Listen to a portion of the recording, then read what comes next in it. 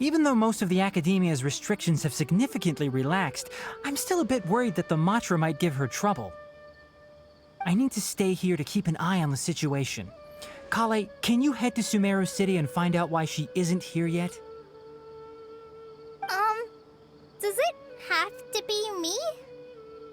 I'd only assign a job this important to someone I trust.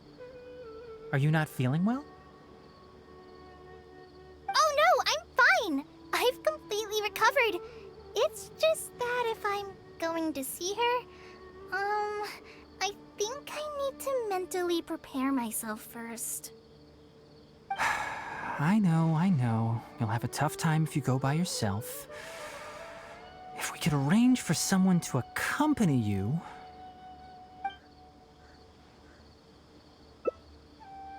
Oh!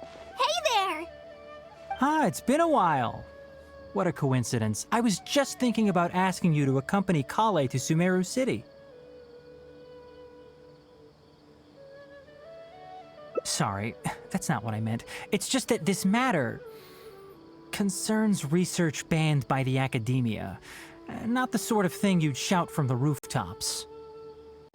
Also, you happen to know about this situation? There are very few people I can trust to be discreet right now. After giving it much thought, I believe you're the most suitable person for the task. It's complicated, and this isn't the best place to talk about it. We'll fill you in on the details once she arrives. You might have heard about her in Sumeru before. Her name is Faruzan, and she's a very experienced senior researcher. Let's just say that a huge part of Ksharowar's mechanical research over the past 100 years have used her academic discourse and manuscripts as their foundation.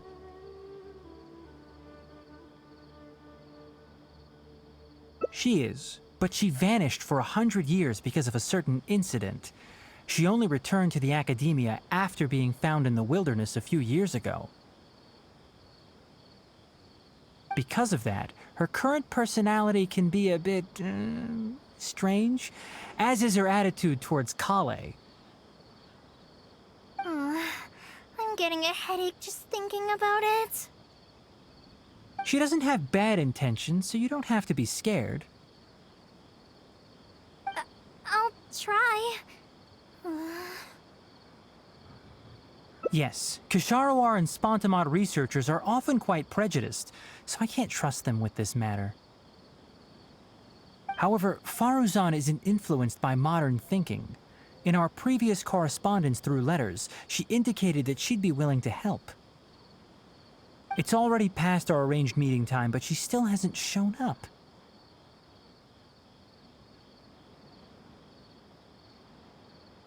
I don't think so. With her personality, it's more likely that she got wrapped up in some sort of trouble. Anyway, can you go with Kale to the academia and check on Faruzan for me? Thank goodness. I was so anxious. I'm counting on you too. Kale, don't push yourself too hard. Just go there and see what's going on. Our task is important, but not that urgent. If Faruzan really is in some trouble, come back and tell me about it. We can always reschedule our meeting. After all, if she's distracted by other things, it'll affect her ability to help us. All right, let's go!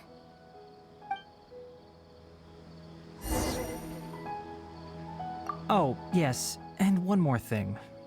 You might find her difficult to get along with at first. However, if you address her as Madam, she'll become much easier to talk to.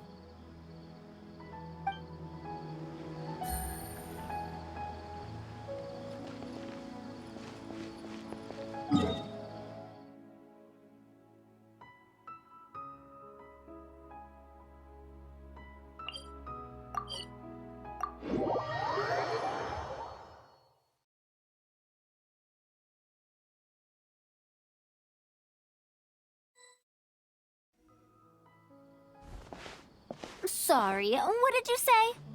Oh, could you repeat yourself? As you know, I'm sure, hearing goes with age. Farzan, I said that you need to give us an answer. yes. And did you forget to add madam when you addressed me earlier? Your hearing is perfectly fine. Madam Faruzan, we don't want to make things difficult for you. However, you haven't been teaching courses or supervising theses these past few years. Isn't this rather problematic as an advisor? Never mind the students, even other advisors are starting to complain. And who, if I may ask, complained? If they have any issue with me, tell them to talk to me themselves rather than waste any of your time. You don't have to tell me anything. I very well know that it's those people from Haravatat. How I wish they'd put their time into doing proper research instead. But Madam Faruzan, it has been a long while since you last made any practical academic contribution yourself. Academic contribution cannot simply be divided between the tangible and the intangible. The issue here, I believe, is that the reviewer doesn't understand the very nature of knowledge itself. In any case, makes no sense to use a metric like this to evaluate a mentor. Which sage set this rule anyway? I should write a letter of complaint right this instant. Wait! Madam Faruzan, please let me finish. That's her, all right. But the person with her doesn't look like a Matra. Shh! She hates it when people call her young! Her body apparently stopped aging during the year she was gone. So that's why she looks the same as she did 100 years ago. Okay, I think I'm ready for this. Let's go! Anyway, Akara Crafts and the leader of Kasharawar would like to invite you to collaborate on this project. They're wondering if you'd be interested. Madam Faruzan? Ah, Kale! Why are you here at the Academia? Are you feeling better now? I'm much better, Madam Farzan. It's all thanks to the Traveler and the Dendro Archon. Have you been sleeping well? You seem to be developing some eye bags. Is that brat Tainari forcing you to stay up late again? No, it's because I'm a slow learner. It's not Master's fault. It's good to be hardworking, but you need to take care of your health. I'll have to give Tainari a right talking to when I see him. I'll also prepare some health supplements for you. There's really no need. Ah, and is the person beside you the legendary Traveler? Oh, I've heard much about you before. In fact, I've been meaning to meet you for a while now. It is thanks to you, after all, that the Academia is finally getting back on its feet. Even Kali's illness is... Ahem. Madam Faruzan, I believe we were still discussing the collaboration with Akara Crafts. I'd wager it's those Kasharawar dunderheads finding excuses so that I'd go to their darshan. Say no more. I have no plans to change my field of research. If you're this unwilling to participate in the collaborative project, you can also consider teaching a class. It might be difficult to teach a course with topics that only fall within Haravatat's subjects, but we can't delay this anymore. You need to give an answer. You can teach a course or participate in a collaborative project. If you don't do either, it'll be hard for me to persuade the advisors and students who have been complaining. Could you not give me a few more days to consider? This matter has been delayed for so long already. That's precisely the issue. If you don't give an answer today, I fear that someone will soon escalate their complaints to the sages. What a waste of free time these folks are. Now you two are here at Tainari's behest, I take it. I'm sorry, but given the current situation, it looks like I'll have to come over some other day.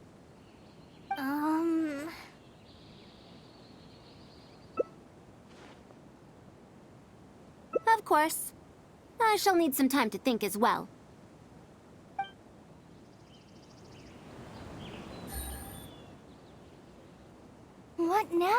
She seems so busy.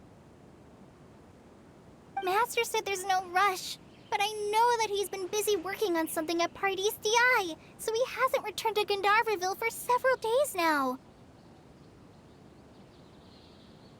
I feel for Madame Faruzan, but I still want to ask her to come with us. But if I get her in trouble with the academia, then she won't have the time to help Master. What should I do? Oh, this is such a headache.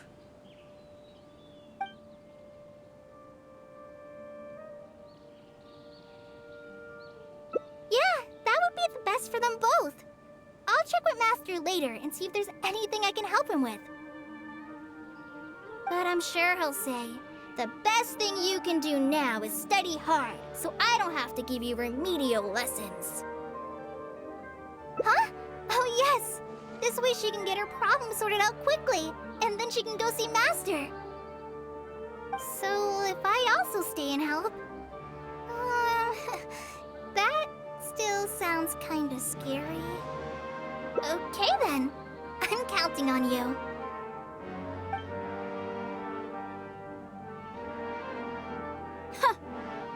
I have to teach students from Haravatat or owe Kasharawar a favor. It strikes me that they might be even less happy about such a deal than I am. I think I can sympathize with them. We're back, Madame Faruzan. The Traveler said that she can stay and help you. Oh, why I couldn't ask for more. In fact, I'm rather curious about the type of person the Traveler is. You were the one who taught Azara a lesson after all. That said, will I be troubling you? Is that so? Good. It does so happen that I do have something I need help with. Now, should I apply to teach a course with Haravatat, or join the collaborative project that Kasharawar is proposing? Honestly, I don't want to choose either of them.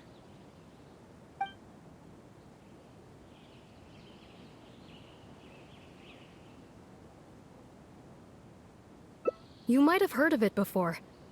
Haravatat is an academic faction that researches languages and runes.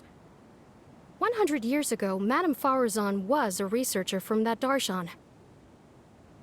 Now, not was. Still am. Yes, of course.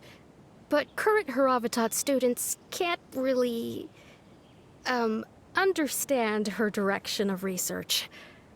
So even if she opened a course, chances are that no one would attend. In summary, I mean to interpret the configurations and solutions of ruin mechanisms via the deciphering of on-site stone carvings and unearthed documents. It'll include research into general documents dealing with such ancient machines. The research method is supported by Haravatat, yes, but the content deals heavily with both ruins and mechanisms. This will make it difficult for students of this darshan because they don't understand much about mechanisms. Also, there are fewer and fewer unexplored ruins left nowadays, and Kasharawar researchers have been developing their own theories on mechanisms. As such, they don't need to rely on ancient documents.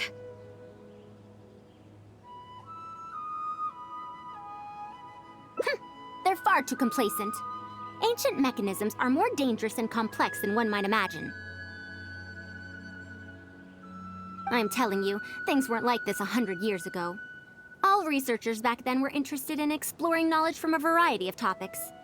They also gave more respect to unknown mechanisms. Nowadays, all people are interested in are mainstream subjects in popular research. Even if they attended my course, I wouldn't be interested in teaching them. Also, the people here think that my research is outdated and unrealistic, so they keep cutting my funding.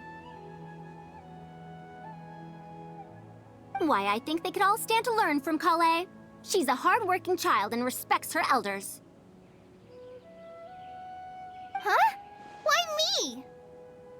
Ah, if only those who came to my lectures were more like you. Speaking of which, are you feeling better? You don't have to confine yourself to Gandharvaville anymore, right? I just remembered that I have a lot of studying to do. I need to head back and find Master.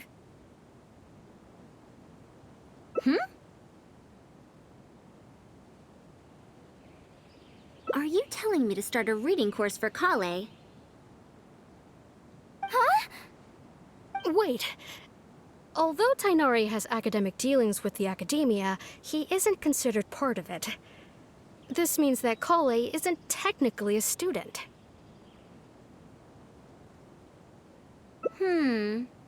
No, she's right. The old academia became consumed by their arrogance precisely because they ignored the public. There must surely be many people like Kale and Sumeru who are passionate about learning, but cannot study due to various reasons. The old academia paid no heed to them. But if I start a reading course for Kale as a pilot, perhaps this shall come to benefit many more people in the future. I'll need to go back and ask if this is in accordance with regulations. Oh, save yourself the extra trouble. I'll come with you. If there's any arguments to be had, we shall sweep them aside together. Traveler, Kale, do wait for us a little while outside the academia. I'll be back in just a moment. Wait! Let's catch up with her.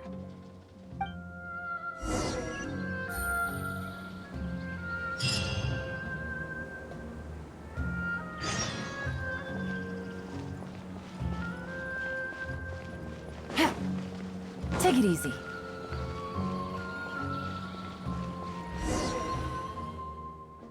I can't believe she rushed right in after we arrived. She's really headstrong.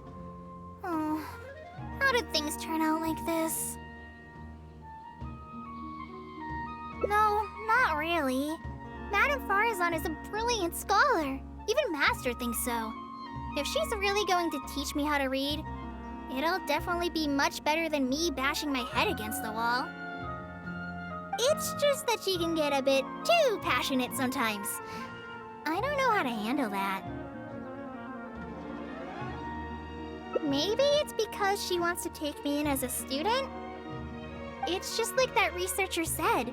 The academia has completely changed during the 100 years that Faruzan was gone. I don't really get it, but it does seem like Haravatat's students aren't optimistic about the prospects of doing research with her. Students who are interested in mechanisms and applications of the elements generally enroll in Kasharawar and Spontamod. Madame Faruzan also refuses to accept random students just to make up numbers. She still hasn't found a student she likes, even after all this time back. But she seems to like my attitude toward learning, so she often asks me if I'm willing to become her student. It's because I'm a slow learner that I have no choice but to stay up late and study. Whenever she compliments me, I feel really guilty. It's not that. Madame Faruzan respects my choices. She hasn't been trying to persuade me, especially since she knows I need to rest and recuperate. She sometimes brings food to Gandharvaville for me, and each time she says that Master can't find out. Now that you mention it, it does feel a bit like that. Kale, Traveler, thank you for waiting. The issue has been resolved. I argued with the higher-ups and convinced them of the practicality and necessity of educating the general public. If I'm not mistaken, they're the students of my classmates' students. They're a lot less forceful than their predecessors, though. I'd say they caved rather quickly. Amazing.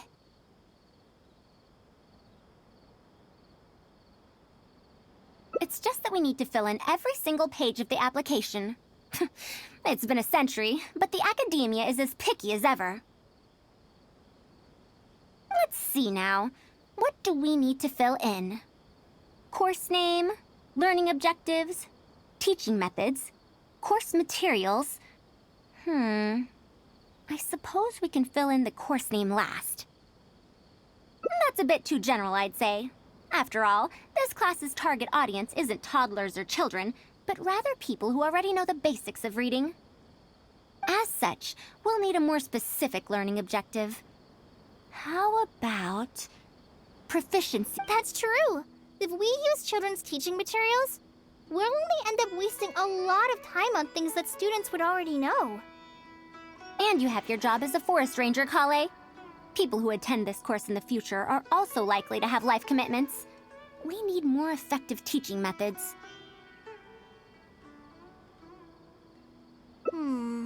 Master always tells me that practice is the best way to learn. That's why I often ask him to help me find simple books to read. It must have been difficult to get books in Sumeru in recent years, no? Tainari really went the extra mile for you. Expanding literacy is a capital notion. Now that the academia is easing restrictions on the circulation of books, there should be more people who have become interested in reading. It's a great time to conduct this course.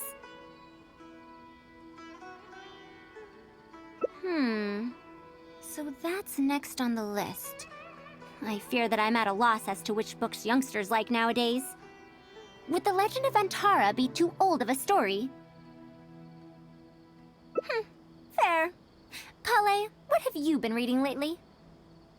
Me? I've been reading light novels from Inazuma. I heard that ever since we were allowed to sell books in Sumeru again, some people set up stalls at Treasure Street to sell light novels. I've been meaning to go there and check it out. Light novels? This is my first time hearing about such a thing, but I doubt I will procure suitable teaching materials from the House of Dana.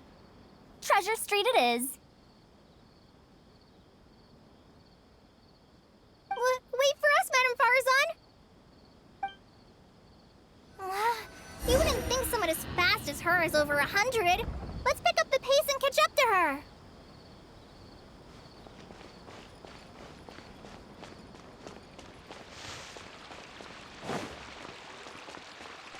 Those closed-door research projects are a complete waste of money.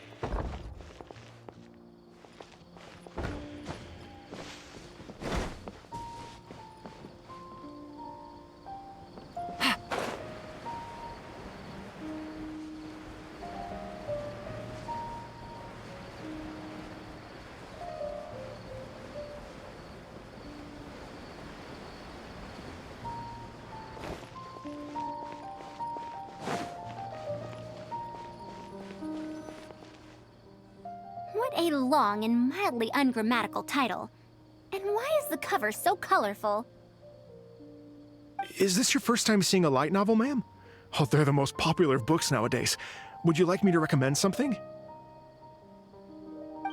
Fine. One shouldn't judge a book by its cover after all. Maybe browse. Of course. Why don't you try this one? It's Outlander Brigade, When the Wind of Death Blew Towards the Blonde Samurai. I heard that this book's author describes action in vivid detail.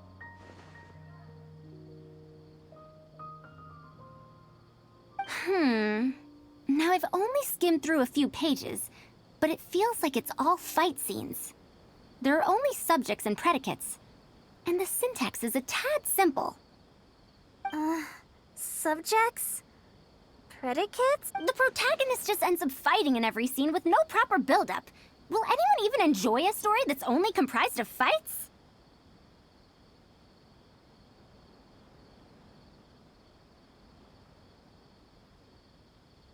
How about... the good thing about being reincarnated as a hilly churl is that I only need to eat Sunsetias to become stronger. A reincarnation isekai story? Those are pretty popular right now. Isekai? What in the world is that?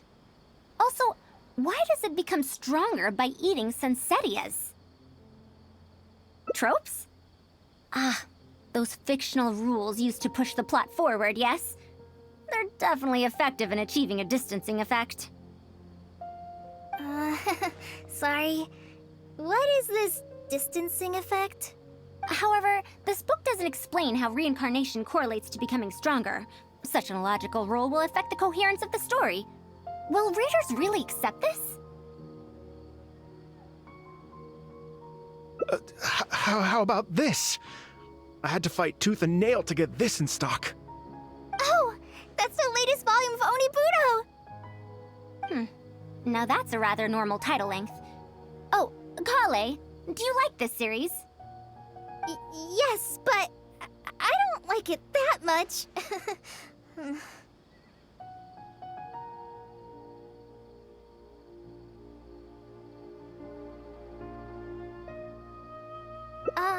Madam, are you going to use this series as teaching material? Let me see.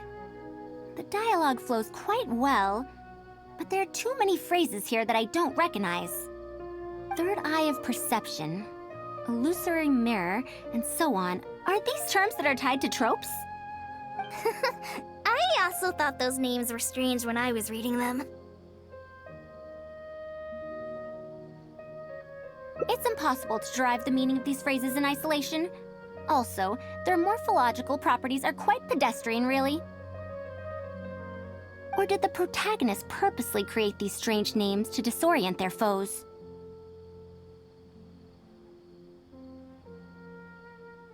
So there's no deeper purpose. It's quite hard to understand stories written these days. You're right. It's such a weird book. But you keep wanting to read the next page. Even the most popular book in Sumeru back then had greater depth than anything written today.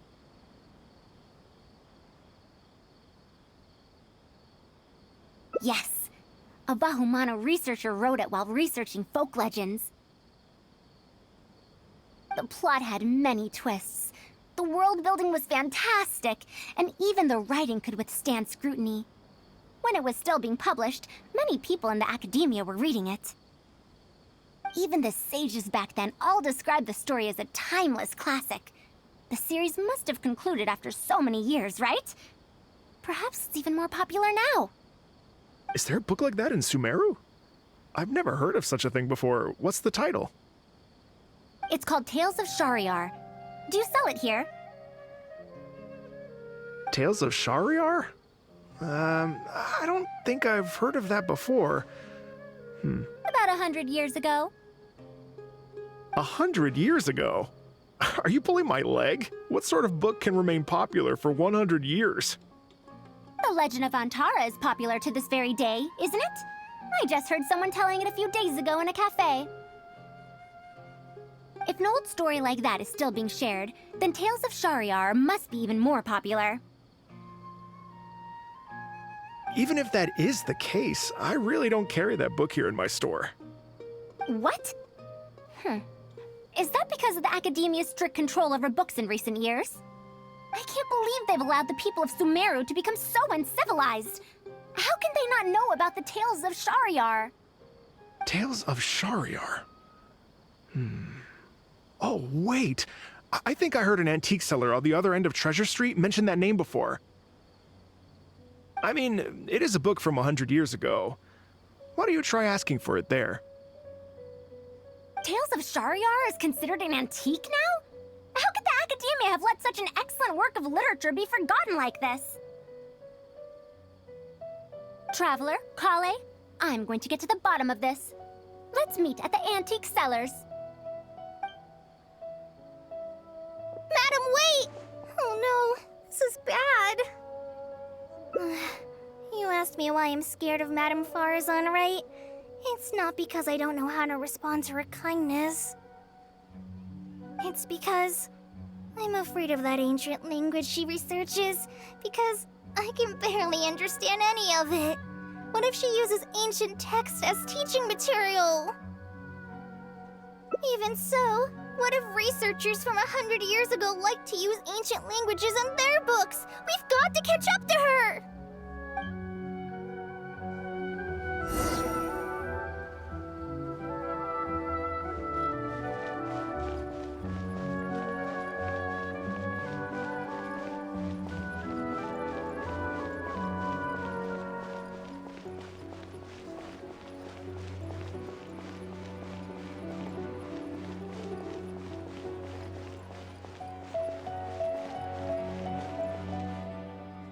Found it! The 5th volume of Tales of Shariar! Wow, you actually found it! I never thought this book would ever get sold. All right, that's our teaching material secured. We also now know what to call this course. Analysis of Classical Texts. After all, this book is definitely worthy of being called a classic. Can I take a look? Luckily the language being used here isn't ancient at all. I can recognize a few words here and there. Huh? As long as the writing is good, readers won't need any illustrations to imagine the scenes. Worry not. I shall thoroughly explain the difficult sections. You'll like this book. I know it. After all this time, I wonder if Aaliyah and Aziz ended up together. And who obtained the desert gem in the end? Sir, do you have the subsequent volumes of this series? I don't think so. Is that so? And here I thought I could finally read the ending. Never mind, I'll keep searching for the later volumes myself. If I'm to use it as a teaching material, it's better to start earlier in the series. Where are the first 4 volumes? Why aren't they all together? I don't have those either. Actually, this is the only volume I have. Is this series really that popular? No. It's not popular at all. Rather, there's absolutely no demand for it. No demand? Impossible! Back then, I'd come across at least 3 groups of people talking about it during a single stroll at the academia. Seriously? No one told me that this book was anything special when I first got it. Where did you get this from? Can you still contact the seller? I'm afraid not. This book was sold together with a whole bunch of antique furniture. I didn't even notice it initially. Otherwise, the Matra would have come knocking. Wait, is this book actually worth a lot? It can't be, right? That's impossible. No matter how strict the academia was, there's no way Tales of Shahryar could have fallen into such a state. I do remember a passerby skimming through the book a few days ago. However, he simply sighed and left. He sighed? Why would he react like that? Given the quality of Tales of Shahryar, he should have been entranced after a single glance. I'm sorry. Traveler, Kale, please give me a moment. I'd like to look through this book first. Why is there another misunderstanding between Ali and Aziz? Also, why is there no mention of the desert gem at all? And a new character is introduced with no foreshadowing at all? Also, what are all these new names and terms? Is this really the Tales of Shahryar I know? Well, that passerby reacted in much the same way.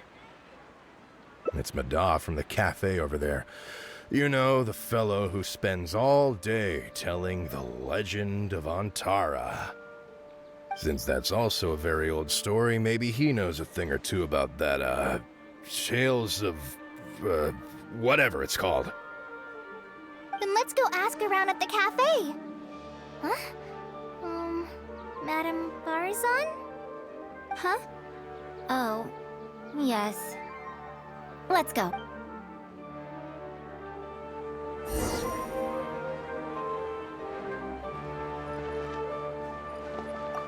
Anyway, is there anything else here that's caught your eye? As long as the price is reasonable, I can give you this book as a bonus.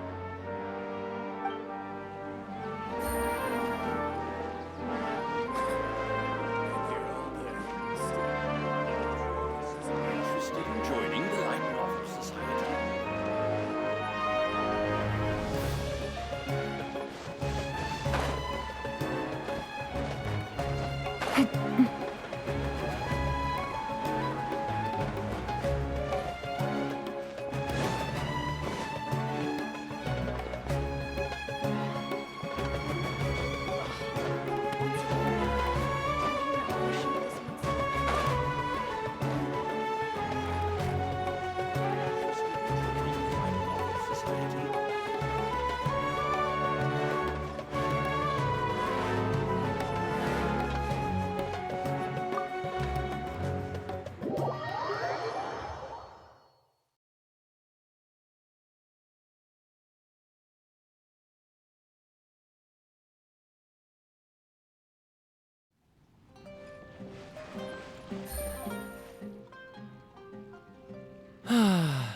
Another day, another empty room.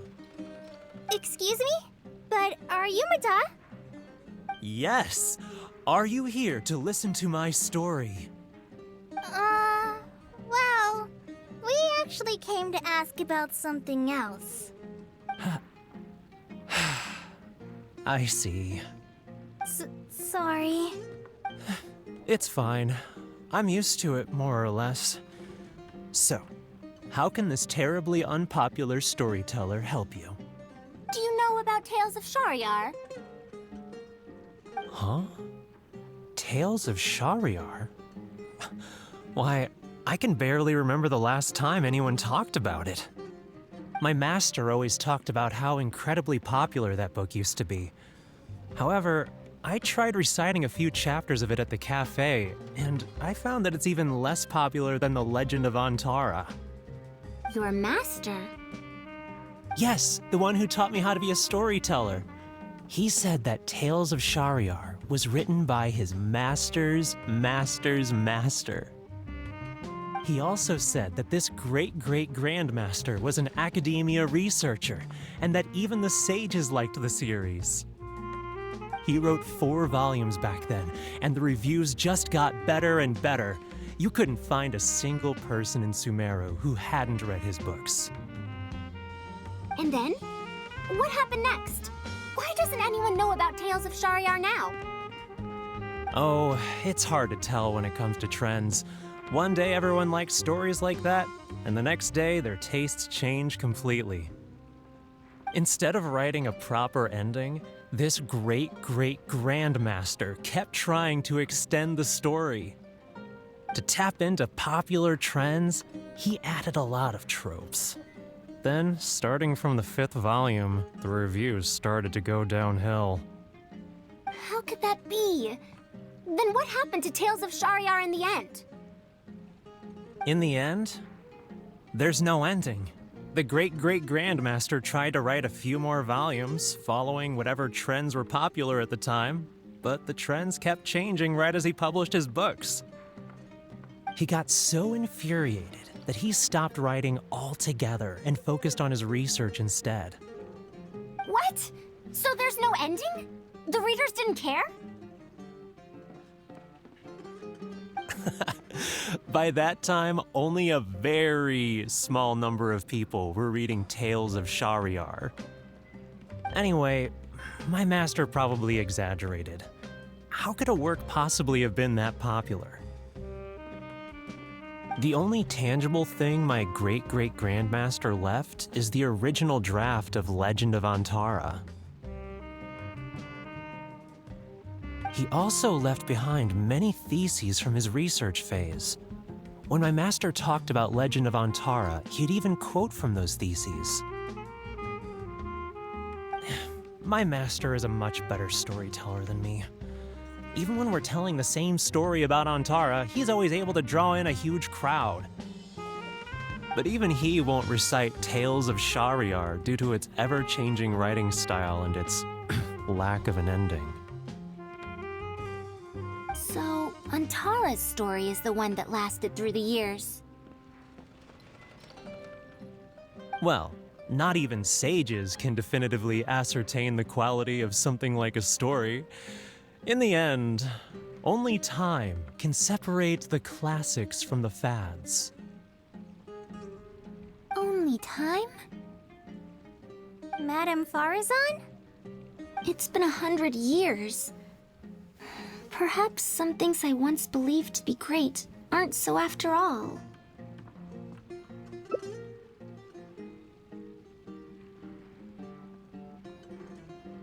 Yeah!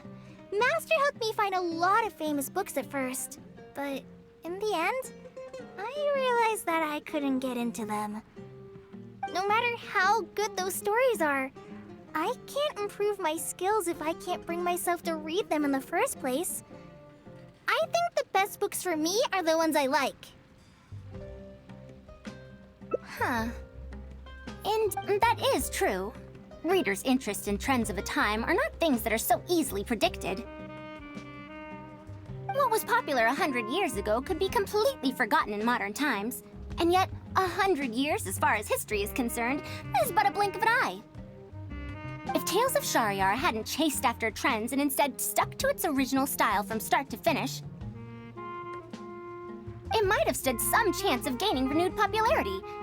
No, even if that didn't happen, at least it would be a work that was true to itself.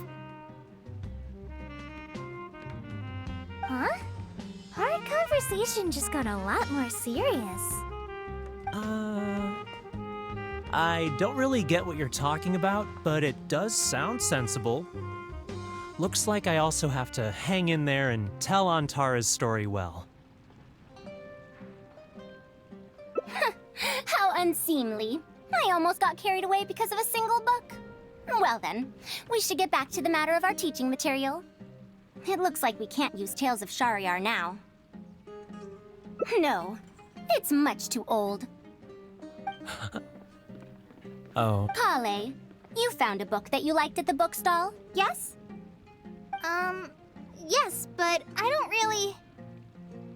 Then we'll use that book as our teaching material. Now that I think about it, using a book that you like is the most suitable choice for teaching you how to read. As for the academia, as long as we come up with an appropriate course name, we should be able to get away with this. My, it sounds like you've dealt with the academia before. Let's go with that. Now then, let's return to the book vendor in a bit and buy the latest volume of this Onibudo for Kale. Ah, but if I wish to use it as teaching material, I have to read it first. Huh? Speaking of which, other than third eye of perception and illusory mirror, I also espy some unfamiliar phrases from the reader's messages at the back of the book. Such things as, even if it reminds me of my dark history, I still can't help but be drawn in by the story. And the author has written all the things that I only dare whisper into a tree hollow. Why do people use dark history to refer to awkward or embarrassing memories? Is this some slang that was invented in the last century? If one of our learning objectives was researching linguistic changes over the past 100 years, it might make it easier to get these books approved as teaching material. Oh, I can tell you what that's all about. Apparently, in their youth, some people used to imagine themselves as someone burdened by fate, fighting against the world, etc. But as they grew older, they started to become embarrassed by such memories. Some would write those fantasies into novels, while others would entrust such tales to tree hollows. Mata? You know, I suddenly have the urge to hear a story about Antara. Huh? Why so suddenly?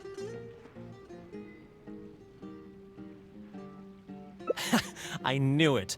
There will always be people who love the golden oldies. Now, let me tell you all about the ancient hero, Antara.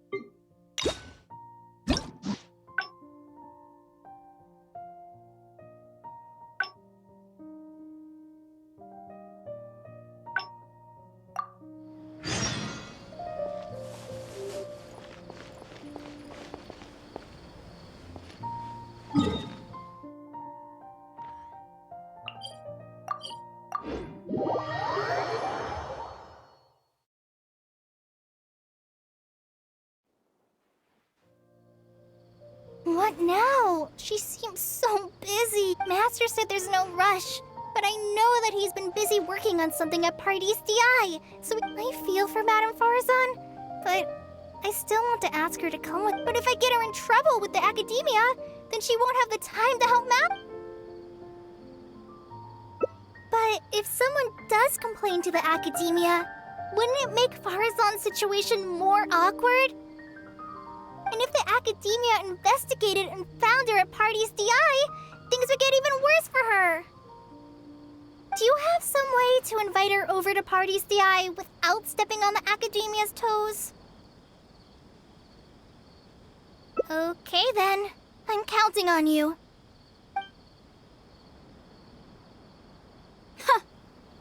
I have to teach students from Haravatat or owe Kasharawar a favor. It strikes me that they might be even less happy. I think I can... Madam Faruzan, we're back! Sorry for asking again, but are you sure you can't go to Party's DI? Well, since you're asking me so sincerely, let's just... Please, Madam Faruzan, focus. Today's the deadline. Huh? Yes. I see. No wonder he sent you two over. Why, that lad didn't make it very clear in his letter, now did he? Otherwise, I would have reported it as part of my research. Yeah, that's right! Master sent us over to explain everything to you. Wait. Opportunities for collaborative research don't just come out of thin air. Also, there isn't much overlap between Madame Faruzan's research and that of Amorta, right? What will you even be collaborating on? Master wants to research, A fully automated irrigation system. A fully automated irrigation system? Precisely. It's a system that can automatically adjust the amount of water it provides based on the season and the plant species involved. I saw a similar mechanism while exploring a ruin in the rainforest. That's why Tainari wanted to collaborate with me. A mechanism like that exists? Why haven't I heard of it before? I found it 100 years ago, so it's only natural that you don't know about it. Why don't you go ask your teacher's teacher? Perhaps they've heard about it from their teacher. But we can't prove its existence one way or the other, right? Fret not. I'll have Tainari write an official proposal to the academia later. That should do it, right? An official proposal. Fine.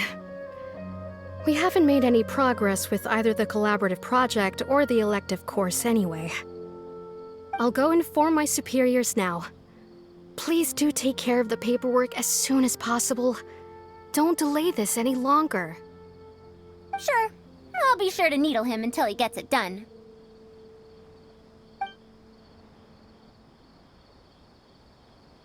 Phew. I think she bought it. Even though this is our first meeting, I must say, we make a good team. wow! You made up that excuse on the spot, huh? Madam Faruzan, did you really find an irrigation system 100 years ago? Who knows? It's been 100 years, so it wouldn't be too surprising if I've forgotten a few details, no? Huh? Then how will we explain things to them?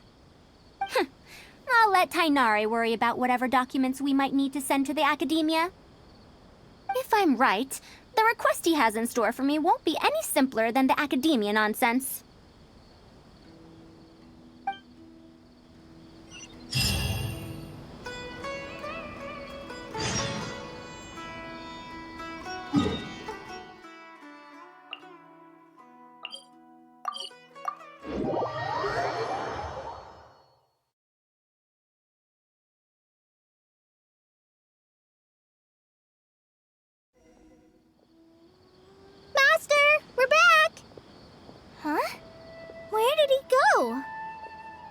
You don't have to shout. I can hear you. Well, you got here much faster than I expected. I thought you'd have a lot more business to take care of. Thanks to the Traveler, I was able to, pawn off various problems of mine onto others. Onto others? What does that mean? We can discuss that later. You're looking for me because of the thing you mentioned in the letter, right? That's right. Please, follow me.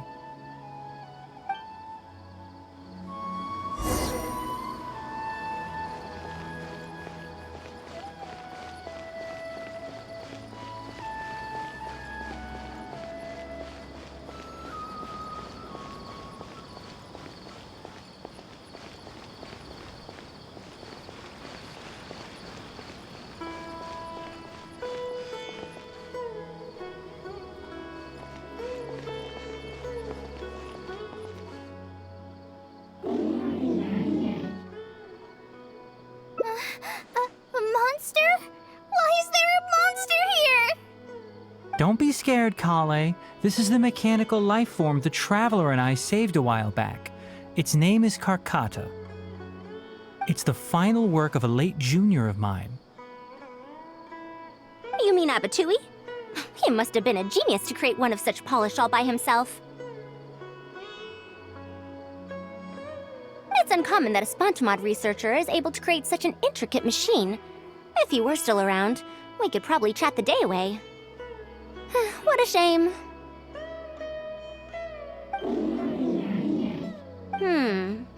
Something seems wrong here. Have you been maintaining it? Mechanical life forms are much more fragile than they look. Is Karkata sick? Karkata has been lying down like this since a few days ago. It could be an old malfunction acting up again. I've taken a few courses conducted by Spontamod before, so I've managed to perform some passable repairs on Karkata's energy supply module.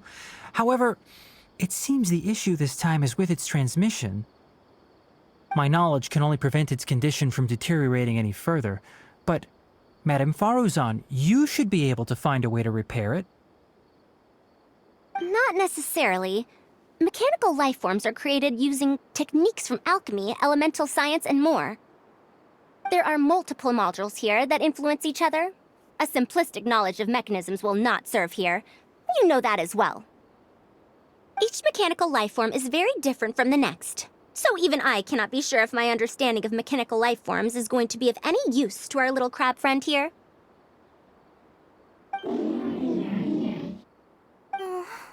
Karkata. Can you all go outside for a minute? I need a bit of space. Before I do a thorough check, everything we've just said is but conjecture. All right. We're counting on you, Madame Faruzan.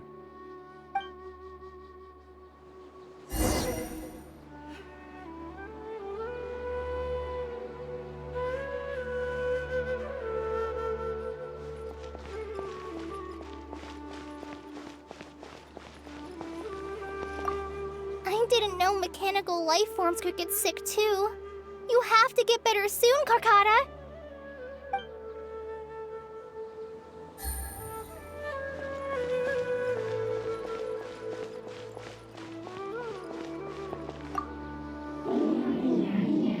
Who knew that I'd encounter a mechanical life form in this manner after 100 years?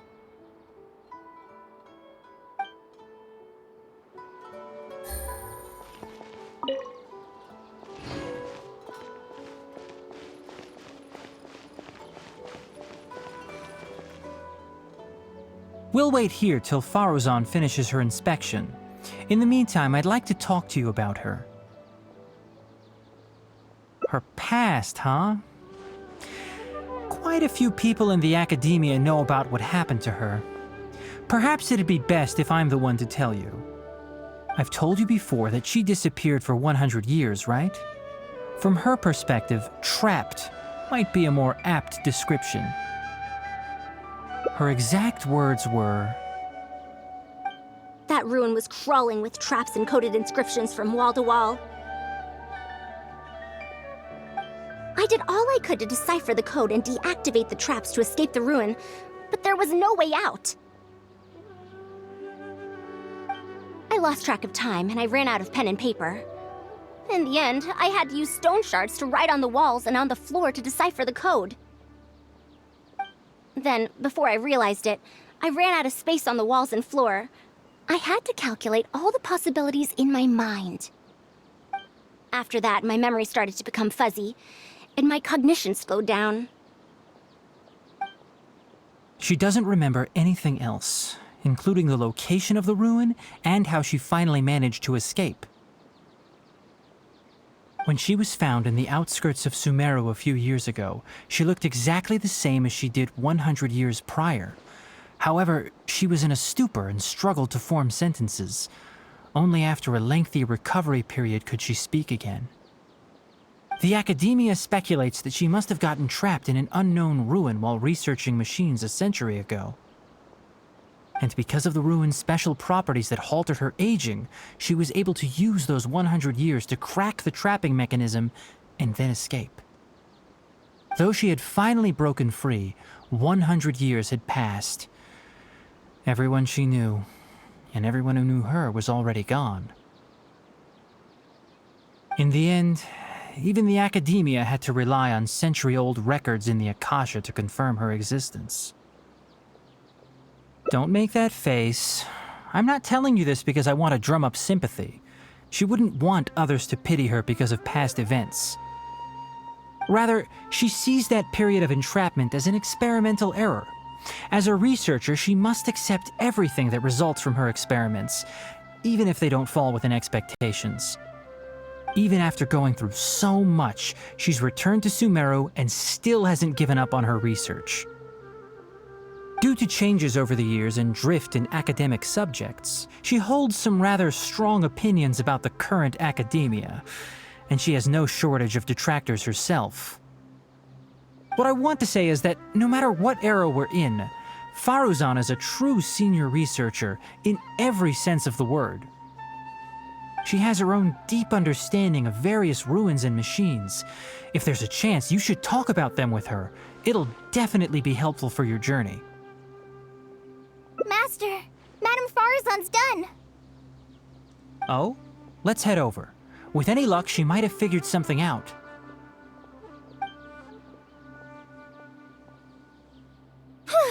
I never thought that I'd encounter a restitution module once again after 100 years.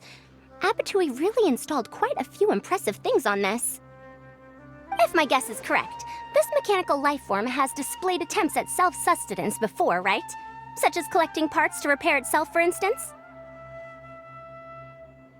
It used them for something else, but as far as its design goes, it does have a function like that.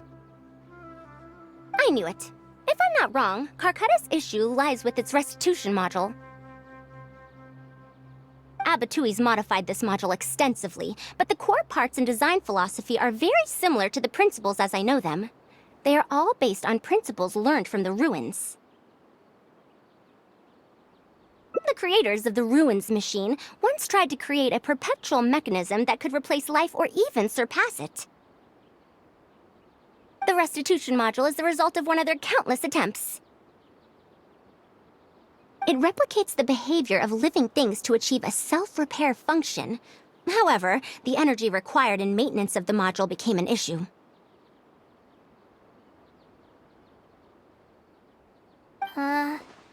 Energy consumption? Maintenance? For example, a living thing's heart can deliver nutrients and blood to various organs. However, the bigger the living thing, the more powerful the heart needs to be. Once the heart is damaged, it'll be hard for that living thing to heal itself, and even the function of other organs can be affected. Thus, the attempt wasn't widely adopted. Even 100 years ago, I'd only seen it once before. Oh dear, this is going to be a problem. Based on my current research, I'll need to swap out the damaged parts in the restitution module to repair Carcata. But like I just said, the module is rare, even by the standards of ancient machines. Not only that, but there is very little related research documentation available. Finding suitable parts would be like trying to find a single gear in the vast desert, to say nothing of the difficulty in making those parts from scratch. One can only wonder where Abattoir found the original parts. I might have an idea. Abatui was, for a time, quite passionate about excavating the Great Red Sand. This was when he had just gotten expelled from the academia.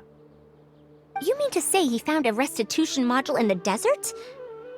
Well, that is indeed possible. But the desert's huge! How are we supposed to find the parts that Karkata needs? According to the Academia's records, no similar parts have been found in the Great Red Sand over the past 100 years. If we want to try our luck, we'll have to explore ruins that have never been explored before. I do know that a Vahumana researcher formed an expedition team after the sandstorms and earthquakes subsided. They are now exploring areas of the desert that used to be difficult to access. Should we ask them if they've made any new discoveries lately? The chances are slim, but it's at least more effective than running around like headless chickens. His name is Raid. I think he's stationed at the northeast part of the Hypostyle Desert. Let's go look for him once Karkata settles down. Oh, you and Kale should probably stay.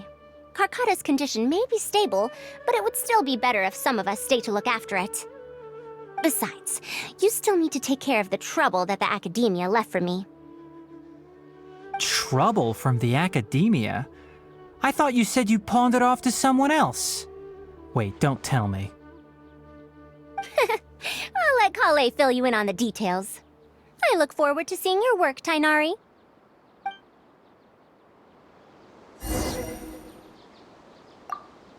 A fully automated irrigation system. That's quite the task. Master, can I help with anything at all? I can go buy things, prepare pen and paper. Oh, you know, I seem to remember that you have a lot of homework today. Huh? Oh, yeah. I do. Well, hurry up and finish it so you can sleep early, or Faruzan will worry. That's the best thing you can do now to help. Oh, okay.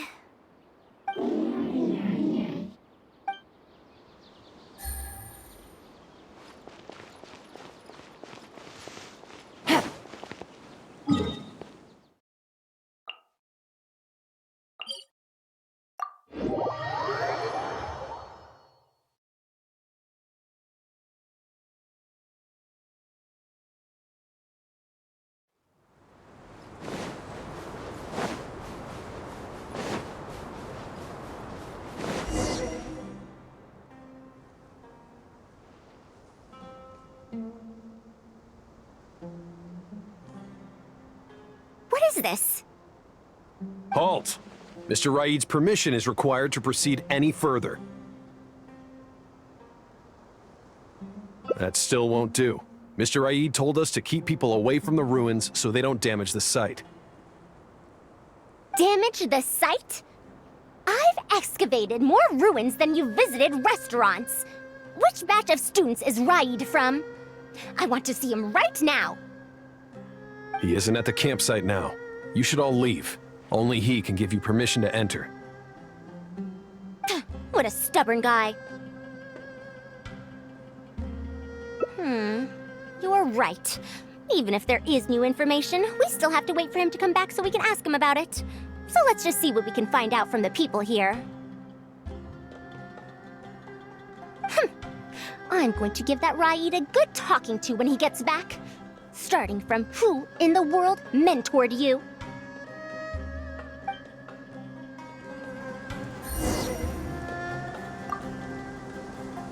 Halt! Mr. Raid's permission is required to proceed any further.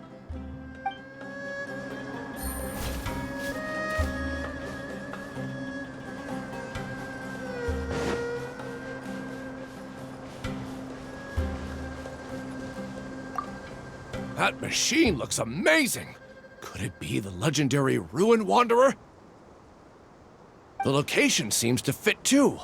Might that legend actually be true?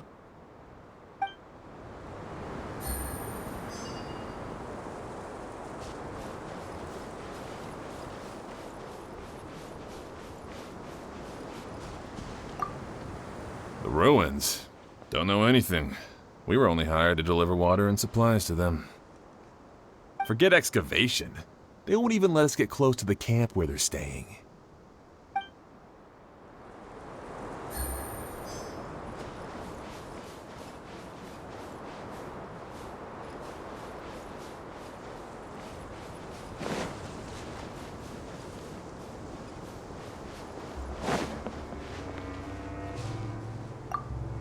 This area used to be ravaged by frequent sandstorms, but it's been calm lately for some reason. They say that this was done by a single traveler? But seriously, is such a thing even humanly possible?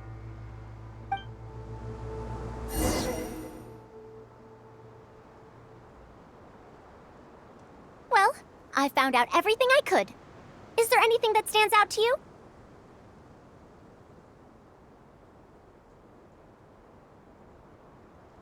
Ruin Wanderer.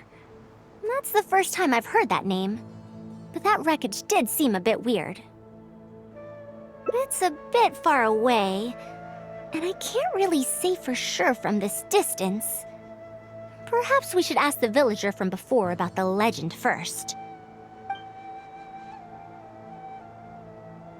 Huh? What are you guys doing back here? I wouldn't blame you for not knowing about it, youngsters. After all, it's a tale that's over a decade old. It's said that this monster, the Ruin Wanderer, traversed through various ruins for centuries. Many adventurers had claimed to see it while exploring. Some said that it was like a giant, while others said that it was like a beast. However, none knew why it wandered the ruins. Then, about 10 years ago, we stopped hearing any news about it in Sumeru. No one has seen it since then, and the legend has since faded into memory. You youngsters probably don't know about the Ruin Wanderer nowadays, but it was famous for centuries. Centuries? Impossible. I heard nothing about it back then. It could only have been around for a few decades at most. Wait, back then? Indulge my curiosity for a moment. Why do you think that wreckage is the Ruin Wanderer? Well, I had also heard that secondhand from... You heard that nonsense from the Eremites after they got drunk, right? Who are you?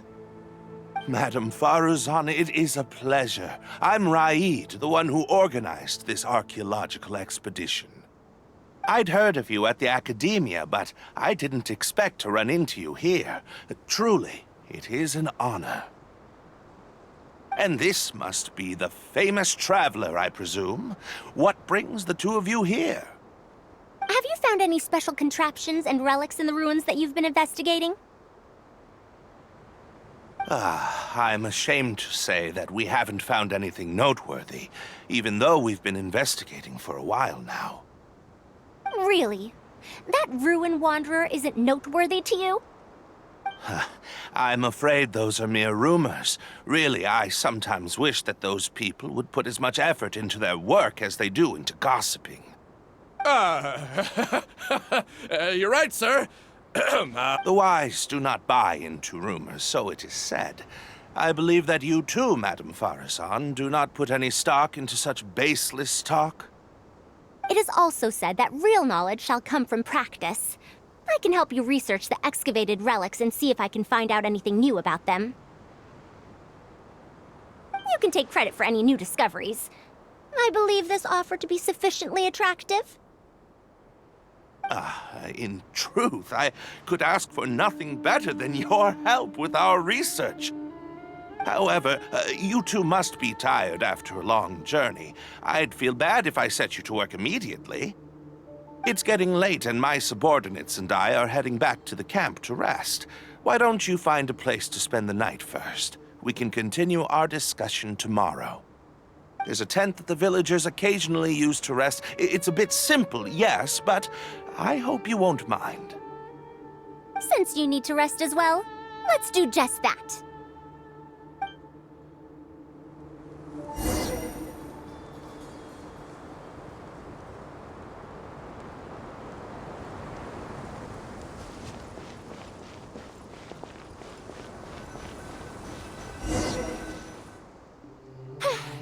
This is quite far away.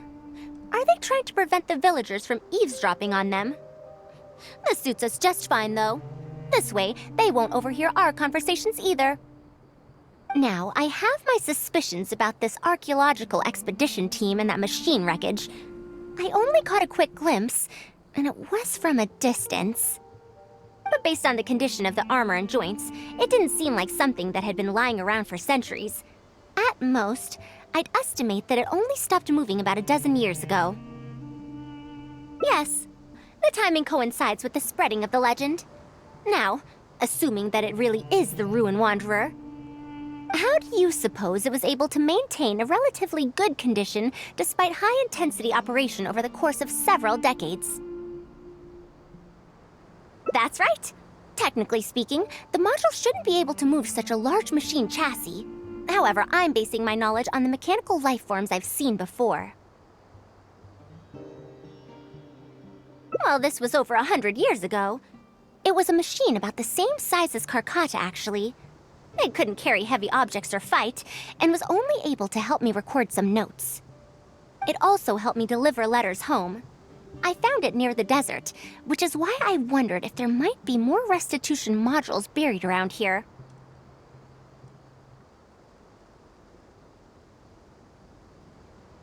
Honestly, people in ancient times might have already solved the problem of providing enough power for all I know.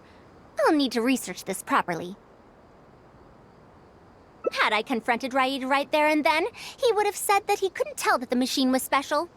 Then he'd just hand it over to the Academia obediently, and he'd get away scot-free. If the wreckage were to be handed to the Academia, it'd be much tougher for us to do research on it or get spare parts for Karkata. Anyway, we should figure out what they're planning before making our next move. They insisted that we should stay the night, which means if they're trying to pull a fast one on us, they're likely to try tonight. We must be vigilant.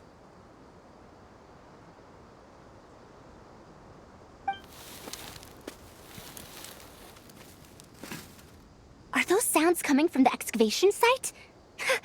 I knew they wouldn't be able to wait. They must be scared that we might discover something tomorrow. Not a single person guarding the campsite. This must be quite the manpower expenditure.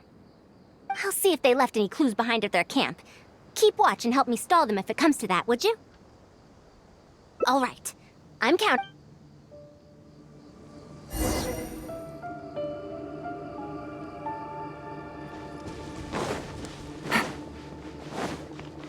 Take it easy.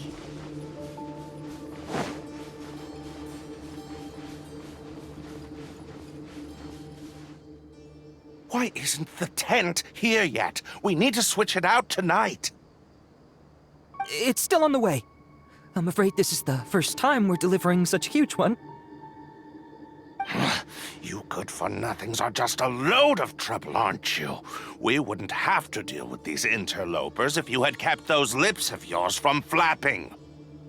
Hurry up and hide our current tent and deliver the new one to me tonight, no matter what it takes.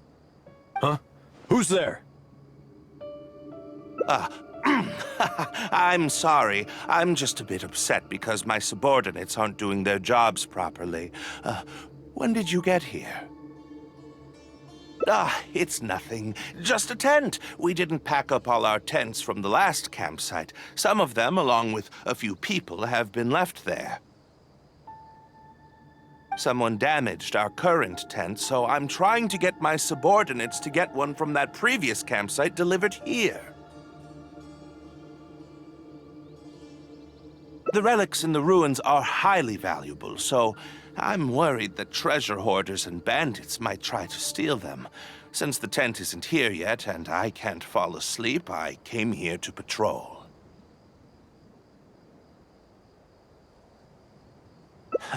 Well, these things are antiques after all. There will always be people interested in buying them. I hired so many people precisely because I was worried about that happening. Speaking of which, I'd like to ask, is the Academia really aware that you've traversed through the desert to come here in the middle of the night? Also, where's Faruzan? Why isn't she with you? I'm right here. Also, you forgot to address me as Madam.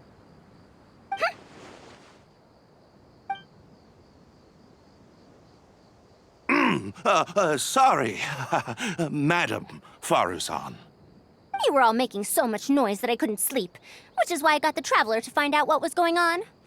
But for some reason, that one task took forever, so I came to check in on the situation. I'm very sorry for disturbing your rest. I'll tell my subordinates to be quieter on patrol. Good. Come on, Traveler. Let's head back. Yes, we came to check out the situation, didn't we? Well, we've already done that. We should get better rest so that we'll have energy to investigate tomorrow.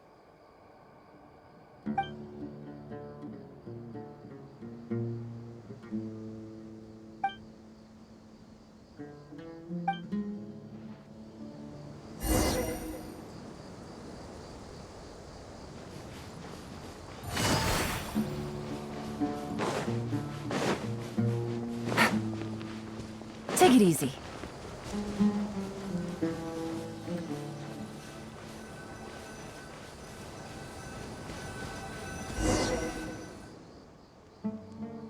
Thanks for dealing with them. Now, I found something good on my end. These are the excavation records from their campsite. According to them, the ruins have been raided before, with numerous traps and contraptions having already been triggered. I also observed the wreckage up close earlier.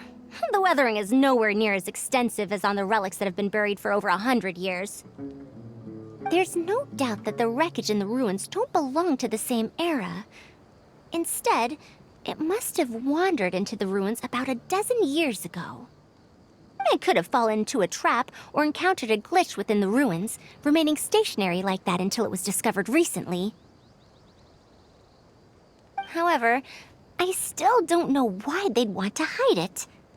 I have no doubt that the researcher could definitely reach the same conclusion I did.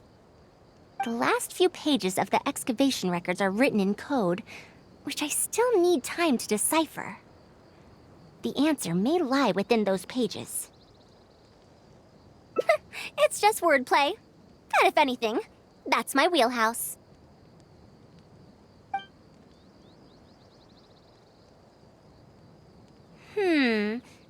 Just a bit more. Ah, I see now. Help! Please help! Why are you running away? Come back! Protect me! What's that sound? Is it? The Ruin Wanderer? Reactivated? That's impossible! Is this the work of some kind of hidden mechanism? Never mind. We have to focus on saving lives first. I'll cover them. You go stall the Ruin Wanderer.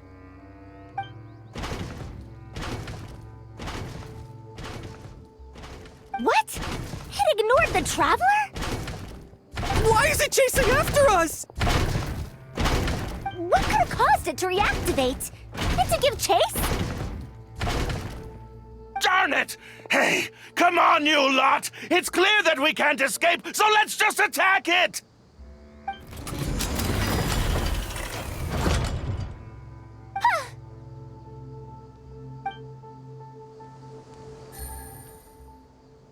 It stopped? Hey, you guys, get up there and tell me what's going on! But what if it suddenly moves? You good-for-nothings! Why is everyone I hired so useless? Move! Looks like this thing's parts can't handle the load of functioning anymore after years of disrepair. When it first reactivated, I was wondering if it'd be as amazing as the legends had pegged it to be. I didn't expect it to be so much weaker than it looks. How disappointing. Disappointing, you say? Now, is that because you won't be able to sell it for much? Faruzan, you may be my senior as an academia researcher, but that doesn't mean you get to slander me. You wrote these excavation records, did you not? Or perhaps calling it a ledger might jog your memory a bit better.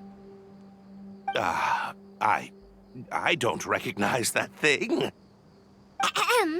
January 3rd, excavated 5 tents. January 5th, 3 tents sold. January 10th, 1 special tent pre-sold. It must quickly be switched out with an old tent. You're supposed to be an archaeological expedition team, and yet here you are, secretly selling the relics and profiting from it.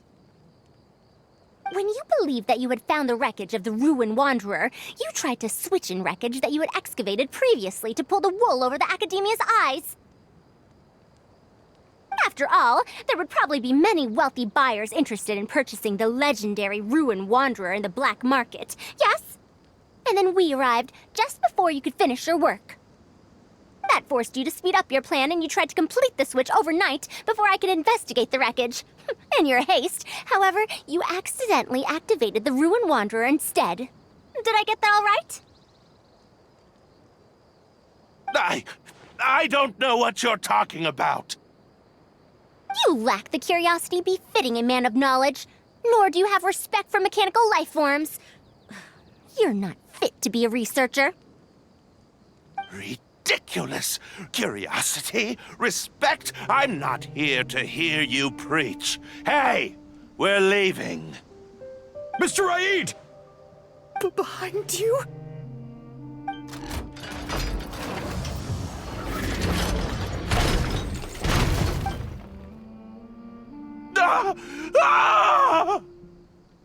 Why is it moving again? Run!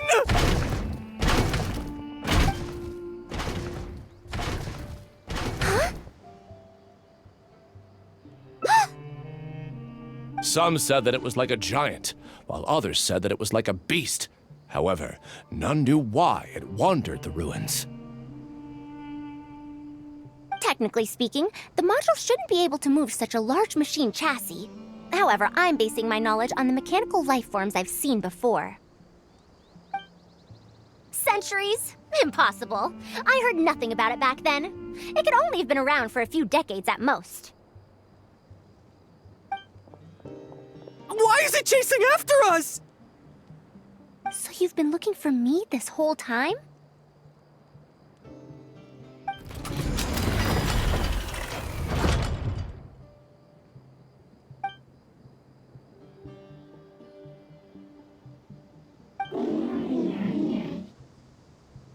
Long time no see, Tamimi.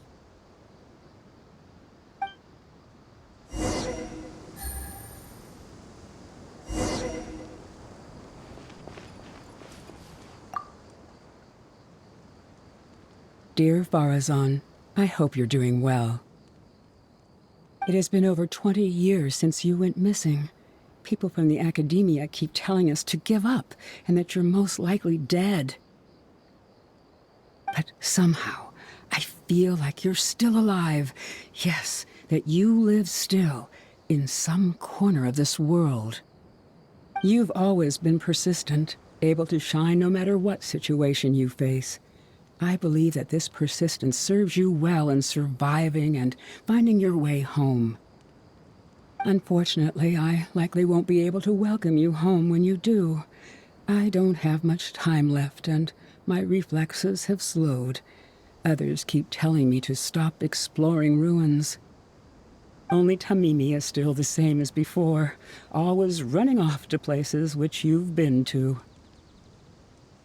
Your teacher and friends came up with an idea to remodel Tamimi so it can search for you in our place. You didn't like coming home back then and would always get Tamimi to send a letter back. Now we're leaving a letter with Tamimi. I wonder if it'll ever be delivered to you.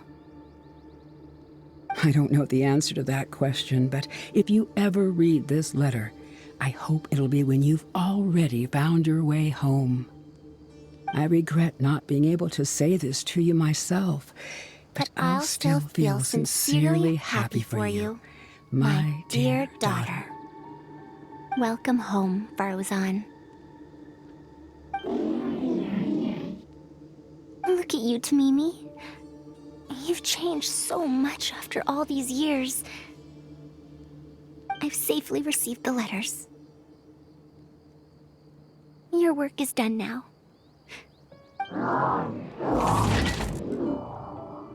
To Mimi, the mechanical life form I encountered back then. When I would go on expeditions, it would follow me, take notes for me, and send my letters home.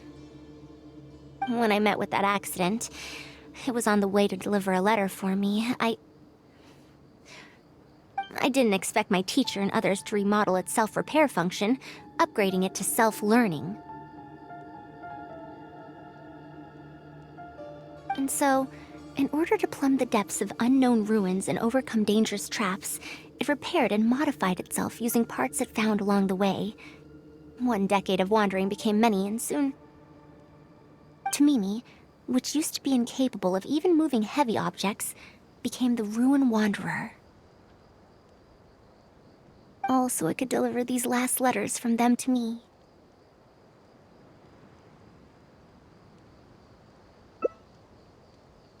The strain to support such a huge body must have turned out to be too much for your heart, right?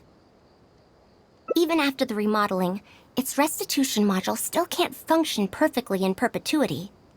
It has been pushing itself beyond its limits over the past few decades.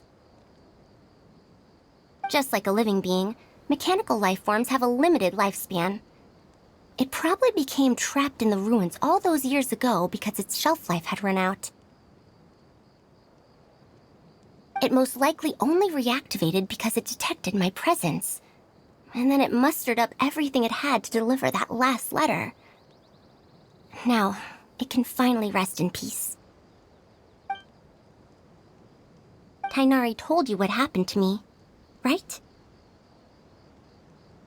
You don't have to apologize.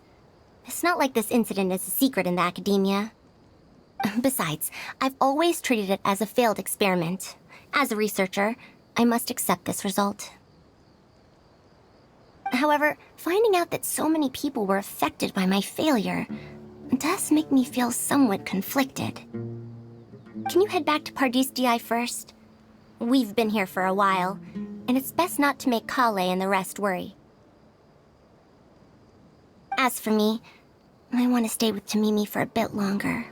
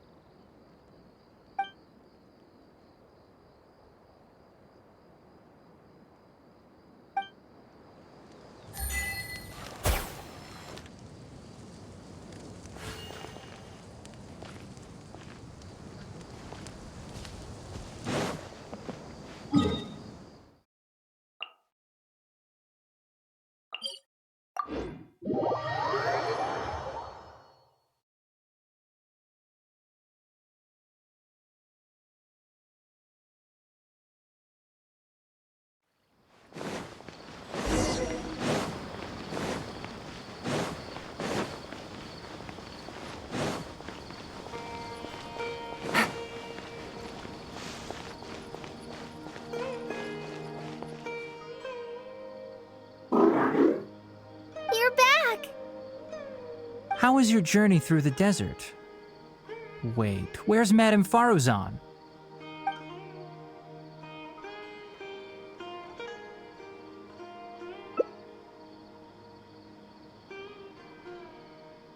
Oh no. She finally got to reunite with an old friend from 100 years ago. But As a researcher, she could perhaps accept it. However, as a friend, a student, and a daughter, we should give her some time. Let's just wait for her here.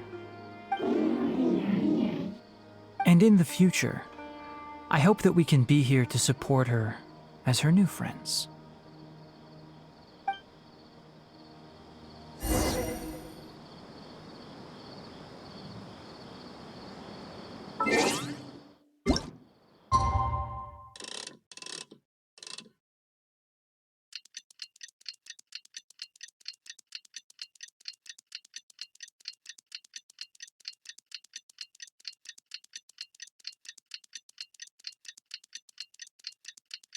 I'm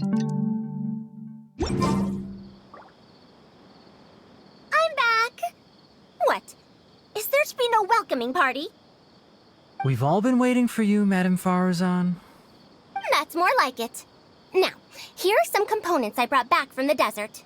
Switch these out with the ones Karkata is using right now, and it'll be back in ship shape. Huh? Why do you all look so solemn? Come now. Liveliness befits youngsters more.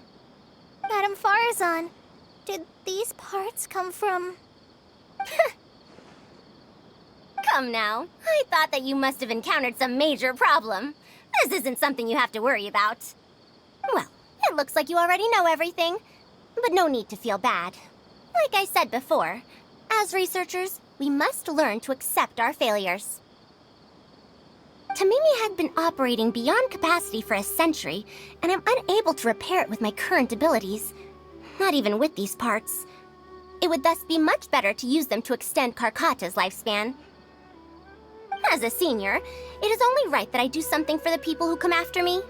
That holds true for both researchers and machines.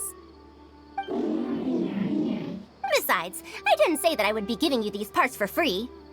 They will only be used for Karkata temporarily. Otherwise, you wouldn't be able to help me with my research. I'll be sure to revive Tamimi once I've fully deciphered and replicated the creations of the ancient civilization. All right, I'll do my best to help. Me too. Although, I'm not sure if I'll be much help. Thank you. If they could remodel Tamimi successfully even back then, there's no reason why we won't be able to do even better. And when that day comes, I'll be sure to say, welcome home, Tamimi.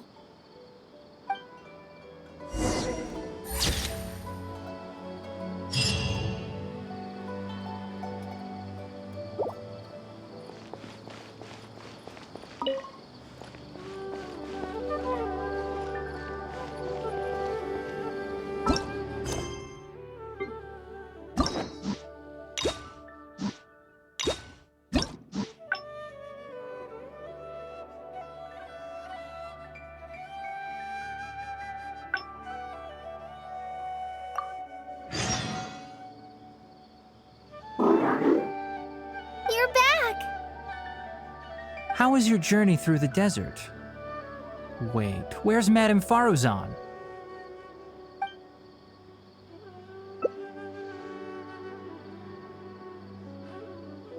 So Madame Faruzan has some other things to settle. All right. And to think that Raid was doing all of those things on the sly. It's good that you all got out of that situation in one piece.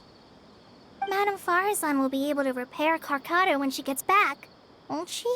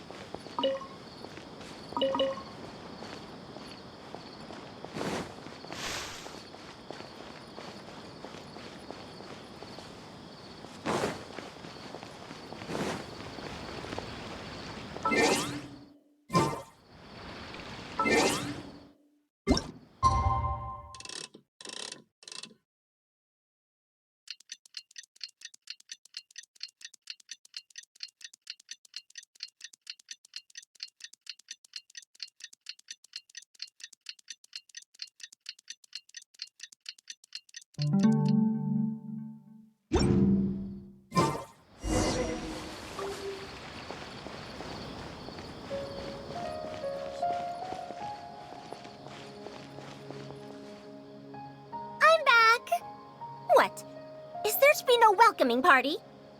Madam Farzan, we're over here. That's more like it. Now, here are some components I brought back from the desert. Switch these out with the ones Karkata is using right now, and it'll be back in ship shape. So this is a relic of an ancient civilization? Unbelievable. Thankfully, it didn't end up in Raid's unscrupulous hands. Unscrupulous, huh? Sounds like you already told them what happened. Is that so? Thank you. We will talk about everything else later. It's nothing. I've already given all the evidence we have against Raid to the Academia. They're going to be very busy. Too busy to bother us, I'd wager. I'll start repairing Karkata then. Kale, can you help me out? Of course.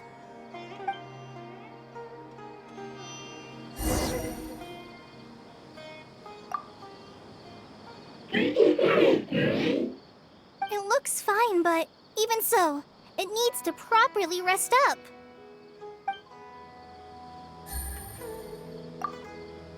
Faruzan went out after repairing Karkata. She seems to be looking for you for some reason. Well, I will not probe any further. However, if you need any help, do feel free to ask.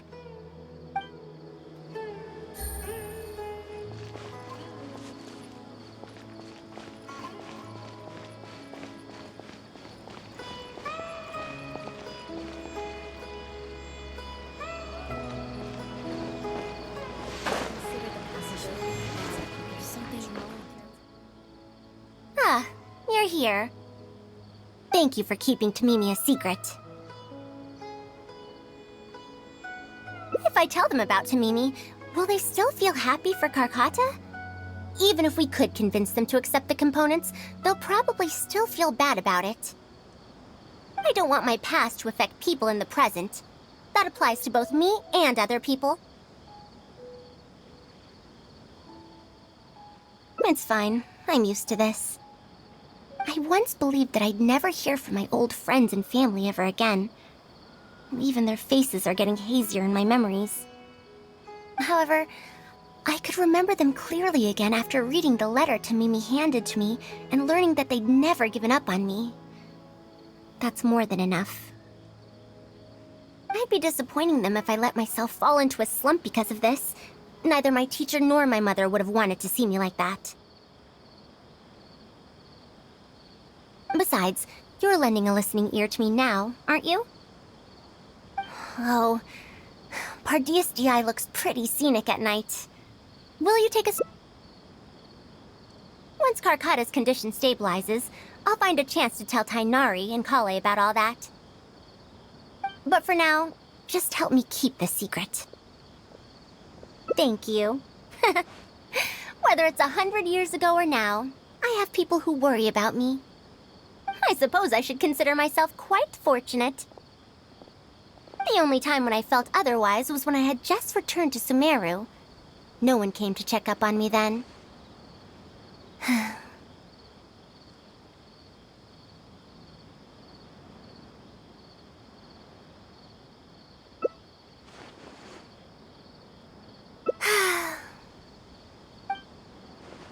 Yeah, I'm home.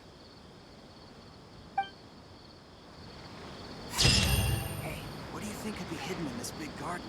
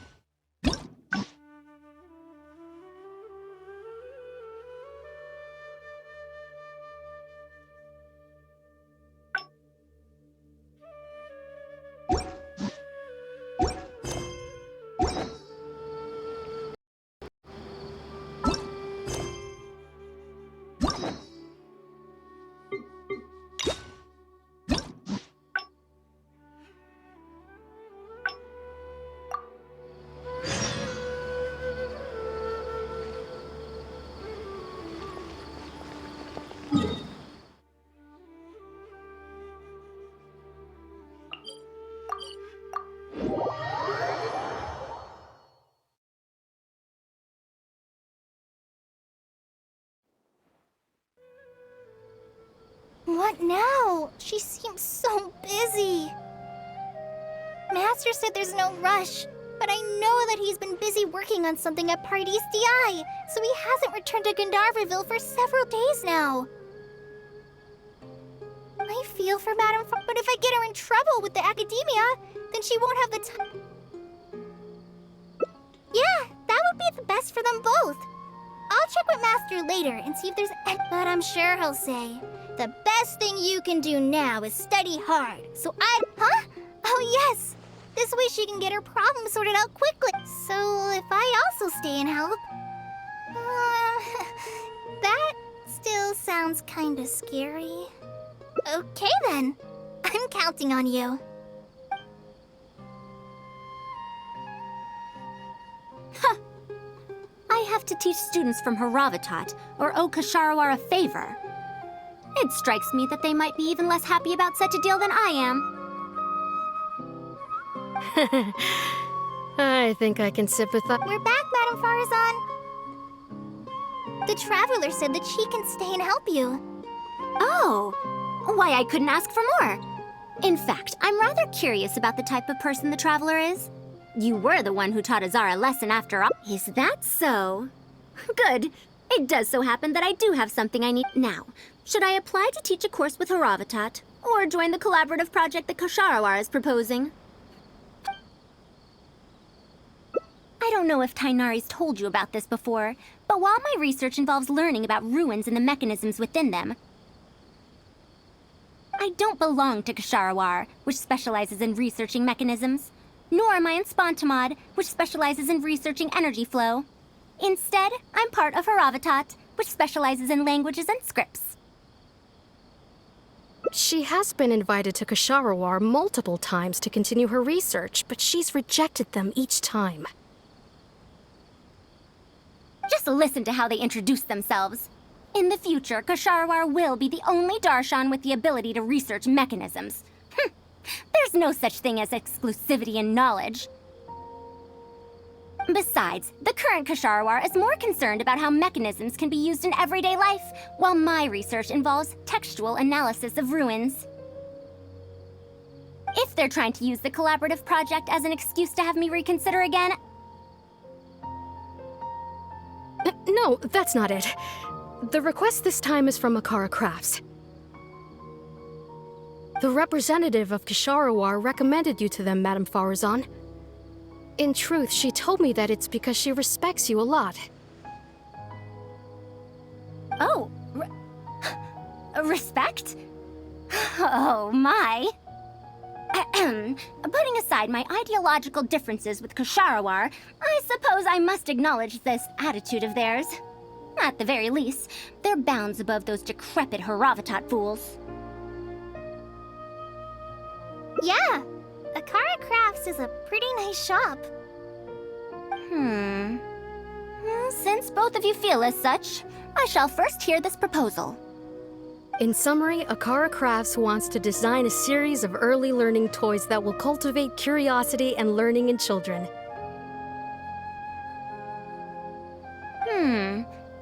Early learning toys. The academia agreed to work with them because they hope that these toys can help children become excellent researchers in the future. True. The current academia is in need of some new blood. If the children start learning now, perhaps I can find some talented students in a few years.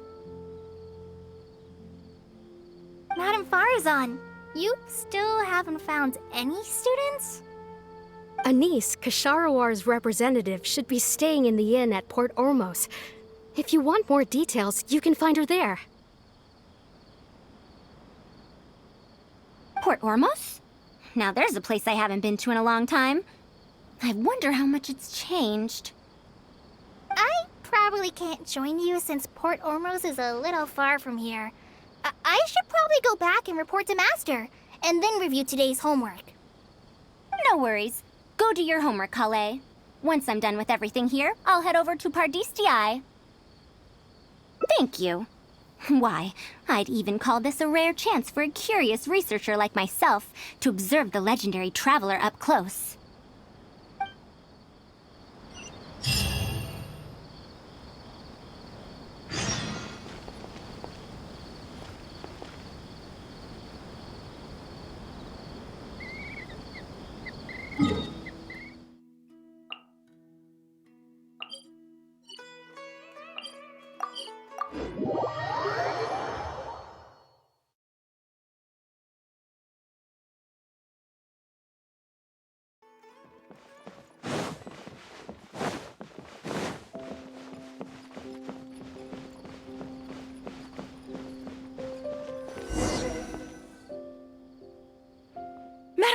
on!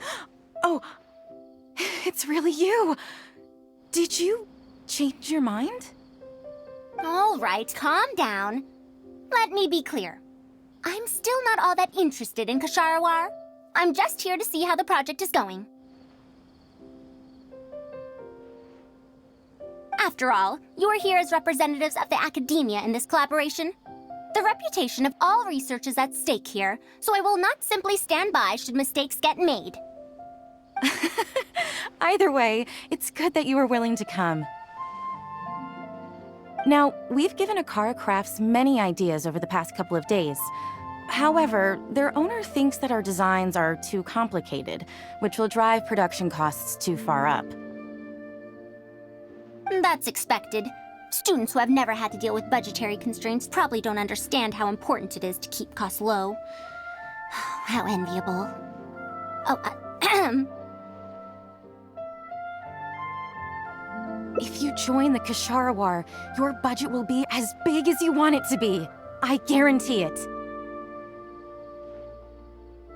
That's enough. I will not repeat myself. Take me to Akara Crafts owner first, if you please. All right. He's usually at the slope up ahead recruiting volunteers to test out his toys. Let's just head over.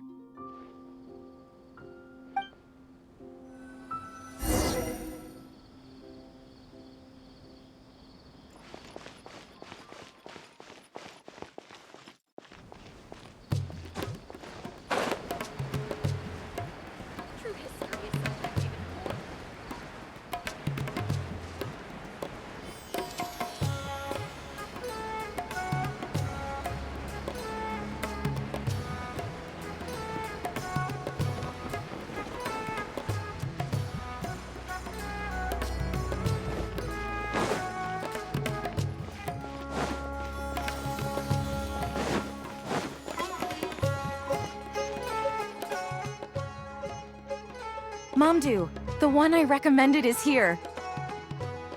Oh, so you're, Madam Faruzan? Yes, that's me. Ah, wonderful. We haven't been able to make any progress on our collaboration recently. We've made many suggestions, but Miss Anis thought that those ideas were too simple and wouldn't be effective in training the mind. These early learning toys are meant to help the academia train future researchers, after all. If they're too simple, then how are they any different from regular toys? But if they're too complicated, not only will they be expensive to produce considering our production capabilities, but they won't have much broad appeal to Sumeru's children either. So the design can't be too complicated, but it can't be too easy to play with either. I remember that in your notes, many contraptions have managed to fulfill complex functions despite using simple parts. Maybe we can do something similar with these early learning toys. The contraptions in my notes? I didn't create those. I simply took the contraptions in the ruins apart and analyzed them. But now that you mention it, the ruins did have things like that. Do you have a pen, paper, and scissors? I'll make a paper prototype. You have an idea already? I suppose I should have expected as much of a respected academia senior researcher. We do have those. Yes, please, help yourself.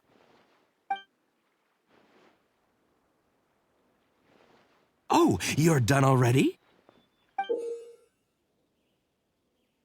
Let me explain. These 3 thick lines represent 3 poles. These paper strips of varying lengths represent rings of different sizes. They can be slotted onto the poles and stacked up like a tower. Well, that is easier to make than I expected. So, how is this game played? That's very simple as well. You just need to shift the tower from this pole to another pole. Isn't this a little too simple? Even by the standards of an early learning toy, I mean. Of course, when moving each ring, the paper strips in this case, you must follow one rule. You can only move one ring at a time, and you can't place a bigger ring on top of a smaller one. It's like building a tower. The rings in the 3 poles must be stacked from big to small. I named this toy Pagoda Stack. Pagoda stack. That sounds way too simple. Even I feel like it's missing something. Give it a try and you'll find out if it's simple or not. I heard from Anis that you find volunteers to try out the toys, right? Why don't we do the same for this game? It's such a simple toy. There's no need to... Mamdu, let's just do as she says. Okay, then. And that's how you play this game. You can all give it a try. Let's see who's able to move the tower to another pole in the smallest number of steps. You called everyone here for such a simple toy? It doesn't look like it'll take that many steps. Come on, we all promised to help Mr. Mamdu test out the new toys. He said he'd give us new Genius Invocation TCG cards.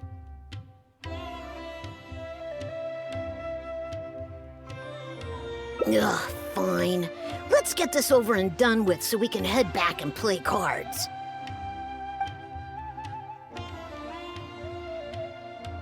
Done! It took me 19 steps. Huh? It took me over 20 steps. I only needed 18 steps. Not bad. Looks like you're all familiar with the rules now. Then let's increase the difficulty. The next tower will be 5 layers tall. Now then, give it a shot. Wait, there's more? Well, since we're already here, why don't we just give it a try? An extra layer shouldn't make it that much harder, right?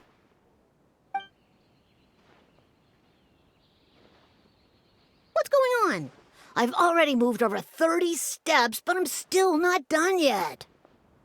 I'm almost done. Looks like I'm the faster one this time. Done! It took me 35 steps. What? How? This pagoda stack toy is pretty fun to play with. Good. We'll try it one final time. This time we'll add 2 more layers, making 7 layers in total.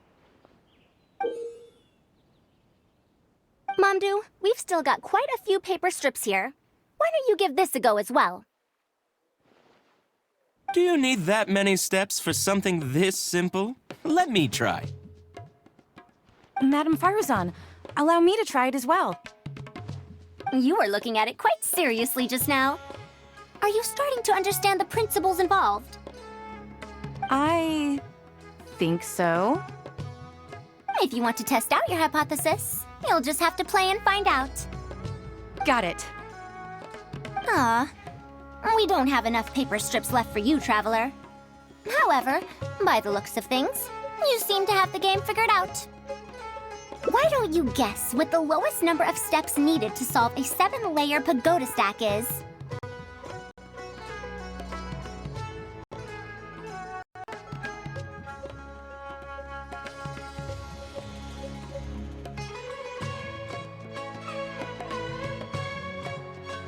What a shame. You were close.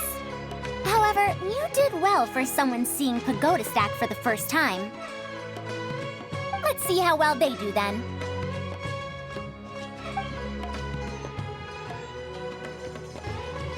If I move this small ring, then the big one won't be able to go on top of it. Oh, this is going to take more steps than I expected. I've lost count of how many steps I've taken. Can I restart? This got a lot harder. I solved it! Madam Faruzan, it takes 127 steps in total. That many? But there are only 7 layers. For every extra layer in the pagoda stack, the move order you need to consider becomes much more complex, and the number of steps required will at least double.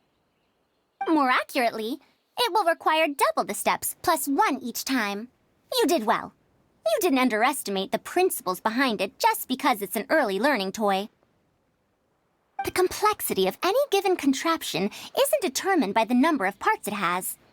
The way the parts interact and the rules behind how it operates are important too. Oh, I see. No wonder you emphasized in your notes that no contraption should ever be underestimated. I see. So even a simple toy can become complex with the right set of rules. That's right. The rules used for Pagoda Stack are the simplest kind when it comes to ancient contraption-making techniques. I could spend some time picking out all those machines that do something similar and write you a reference book. Once that happens, you can give the volunteers the reference book and paper prototypes and find out which toy is the most popular. Do you have any other toys? Yeah! When can we play with them? In about 2 days or so, I think. Anise, if you're free, can you help me with the illustrations for the reference book? Of course! I'd be honored. 2 days should be enough for us to find more volunteers. Then we can organize a huge conference here, at which we can announce which toy we'll be making. You'd be most welcome. We need more people to get a healthy range of opinions. The more, the merrier. Thank you for coming here with me today. I'll walk back with you.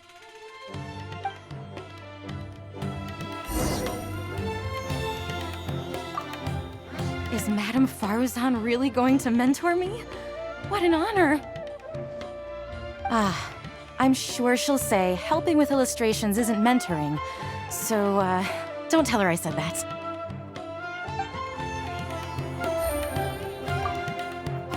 No wonder she's so well respected at the academia. When I first saw her, I thought she might be unreliable because she's so young. Don't let her know I said that. Anise warned me about that before.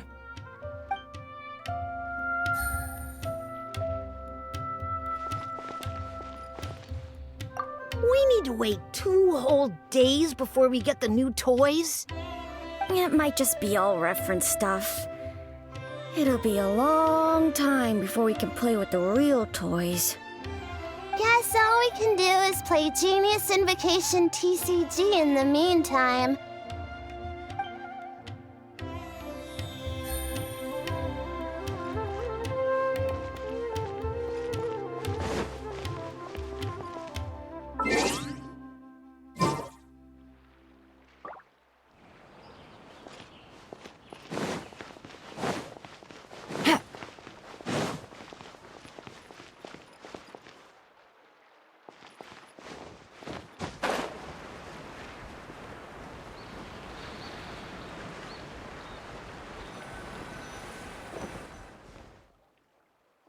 I'll be going then.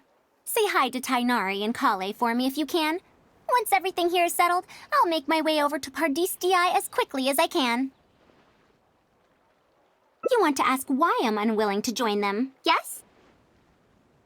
Putting aside the fact that they're too full of themselves, I actually have no issue with their research methodologies and approach.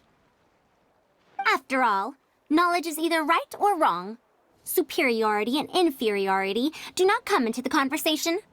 All researchers are just doing their best to shed light on the unknown in their respective fields of expertise. No matter what corner of the unknown they shed light on, it's a step forward for us all.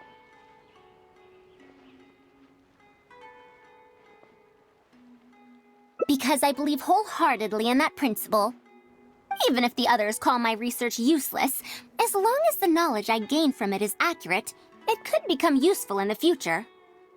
In the end, useful and useless are concepts that shouldn't be used to evaluate knowledge. When I first started deciphering ancient documents, I didn't think about how it'd be useful to Ksharawar. That's why there's no need for me to join them to do useful research. I'd rather stay in Haravatat. It's much more convenient for me to access the materials I need for my research here. Still, the funding that Ksharawar has offered me is so hard to get in Haravatat. Perhaps if this collaborative project goes smoothly, I can even ignore Haravatat and ask for a higher budget directly from the academia. Oh, I could come up with lots of ideas. With Anis's help, 2 days will be enough for our work. However, I'm still undecided as to the style of the reference book's text and illustrations.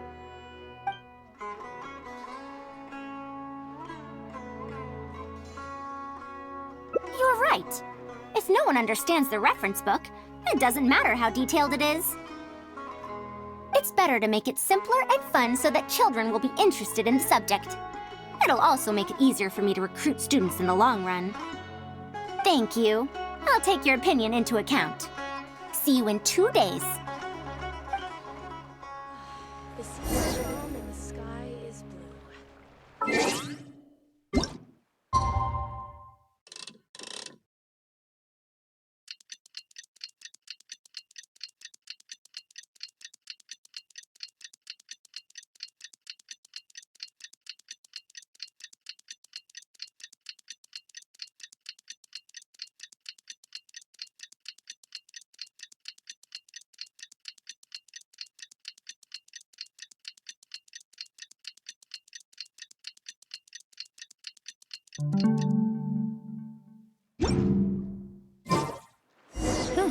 Good roll.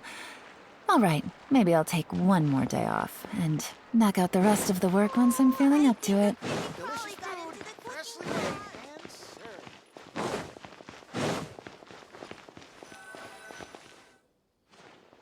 Oh, you're here. We're just starting to set up the venue. We've called up everyone we possibly could have. This is going to be quite the event. My masterpiece is going to be exhibited after all. Let's see what the academia shall say about it this time.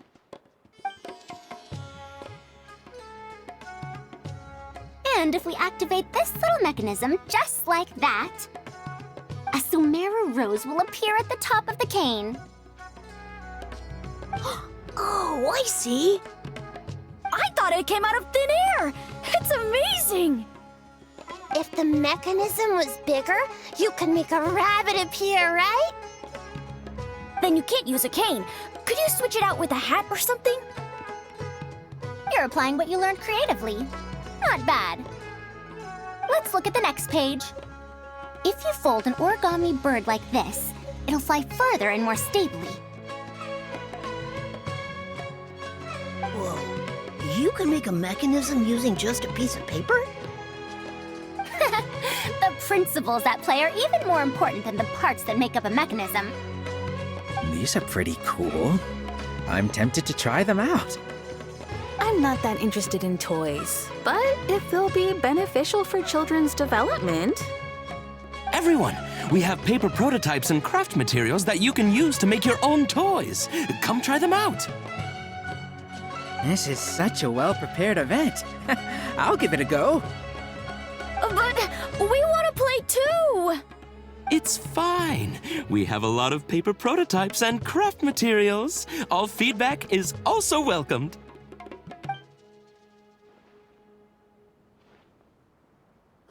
Oh, my origami bird flew further this time.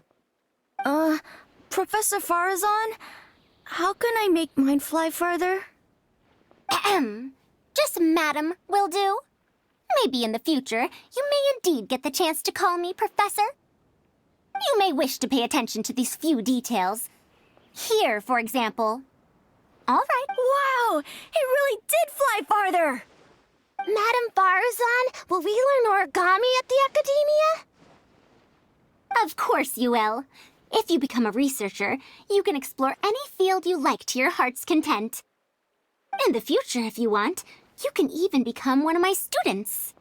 But Mom and Dad said that there are 6 darshans in the academia. Wait, was it 7? Which darshan teaches about mechanisms in origami? Well, in this case, it wouldn't be Haravatat. I know. We need to choose Kasharawar.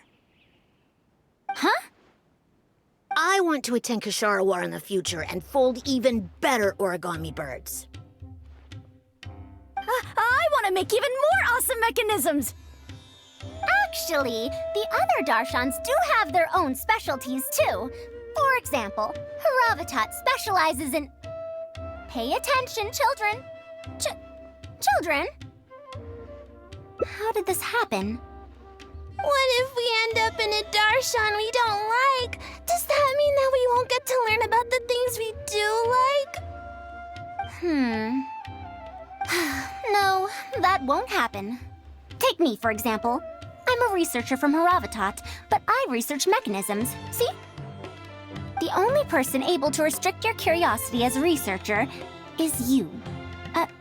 Do you understand what I'm saying? Not really. Huh.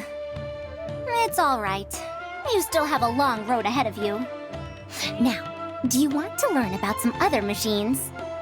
Let me tell you a story about pressure-based mechanisms and elemental monuments.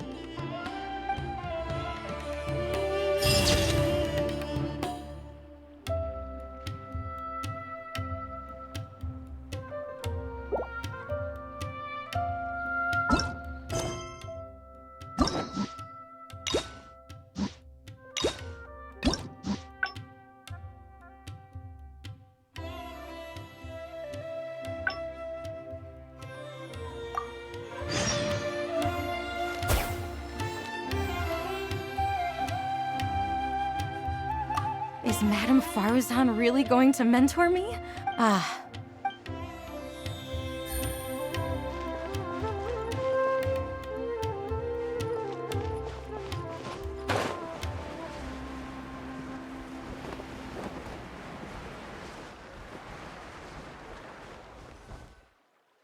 I'll be going then. Say hi to Tainari and Kale for me if you can.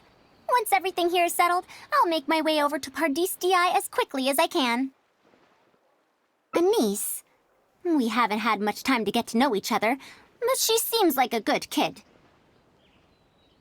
She's able to calmly figure out the basic principles behind something without being influenced by others. I'll do my best to teach her over the next few days. Still, how much she learns will really depend on her.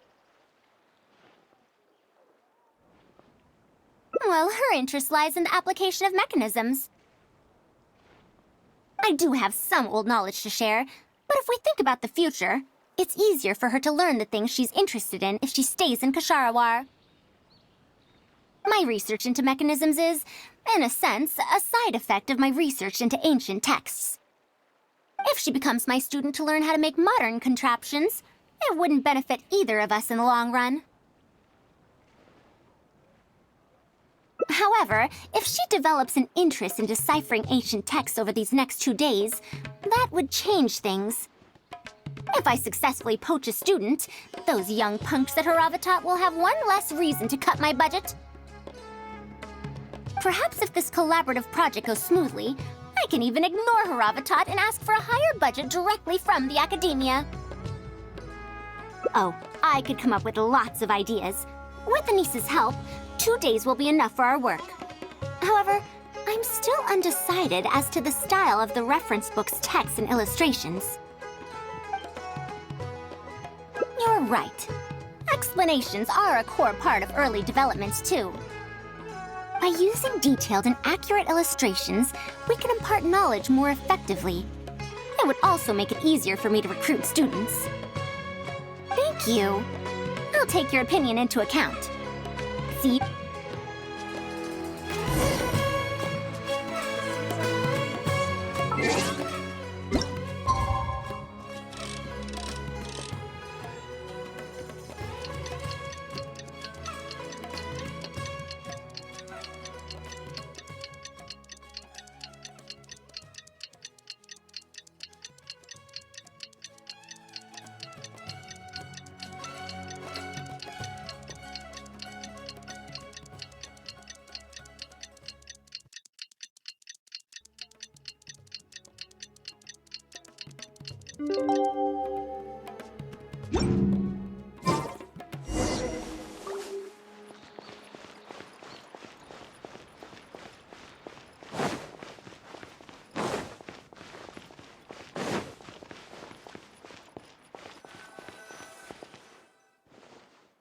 Oh, you're here.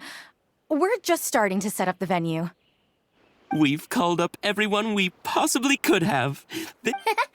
My masterpiece is going to be exhibited after all. Let's see what the To sum up, the 24 forms of pressure-based puzzle mechanisms were used in various ruins. All right, let's go to the next page. Now, I'll explain the base layer design of elemental monuments. Are we done yet? Oh, I'm falling asleep. I don't understand any of it at all. Are these really toys? They sound a bit too dangerous to buy for children. Oh. Well, we've prepared paper prototypes for everyone. If you're interested in the mechanisms Madame Faruzan's talked about, you're... Oh, this is no fun. Can I try another toy? I want to go home and play Genius Invocation TCG. Forget it. I don't think anyone would be interested. I should go home and take care of my children.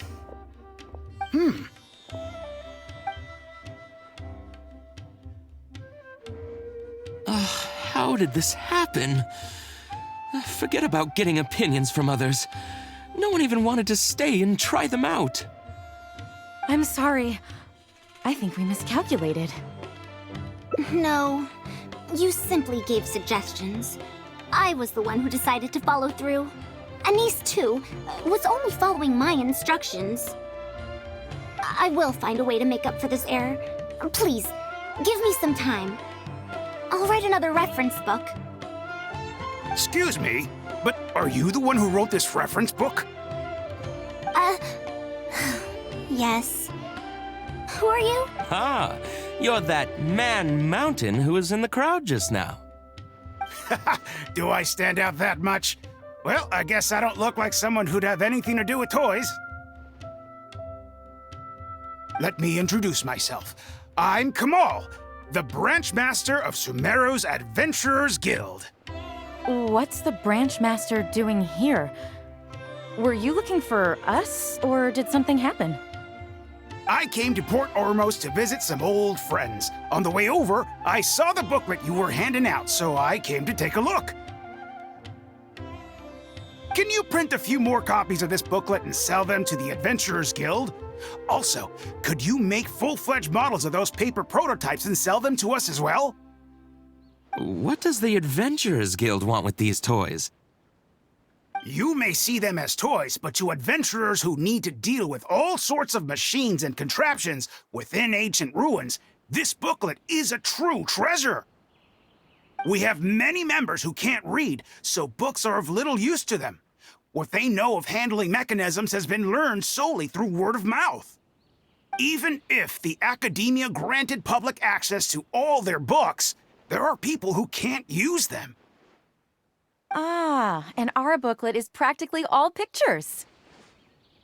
Well, it is designed for children. It might be a bit too difficult for children, but it's perfect for adventurers. Also, those paper strips, you called them paper prototypes? If you can make wooden versions for demonstration purposes, even the most illiterate person would be able to follow along and understand. If we can supply a model set for each branch, and if each adventurer carries a booklet with them, then ruin exploration will become much safer. You really think so? I mean, yes. I always knew it. Knowledge will always be needed, one way or another. Making models of contraptions for the Adventurers Guild? To be honest, that sounds like a good avenue to explore to me. We'll probably have to send in a separate application, but it shouldn't be an issue. After all, this concerns safety during the exploration of ruins. It's a problem that the academia is actually trying to address as well. Then let's cut to the chase and discuss the details of our first order. The amount we're offering to pay in advance is... this much.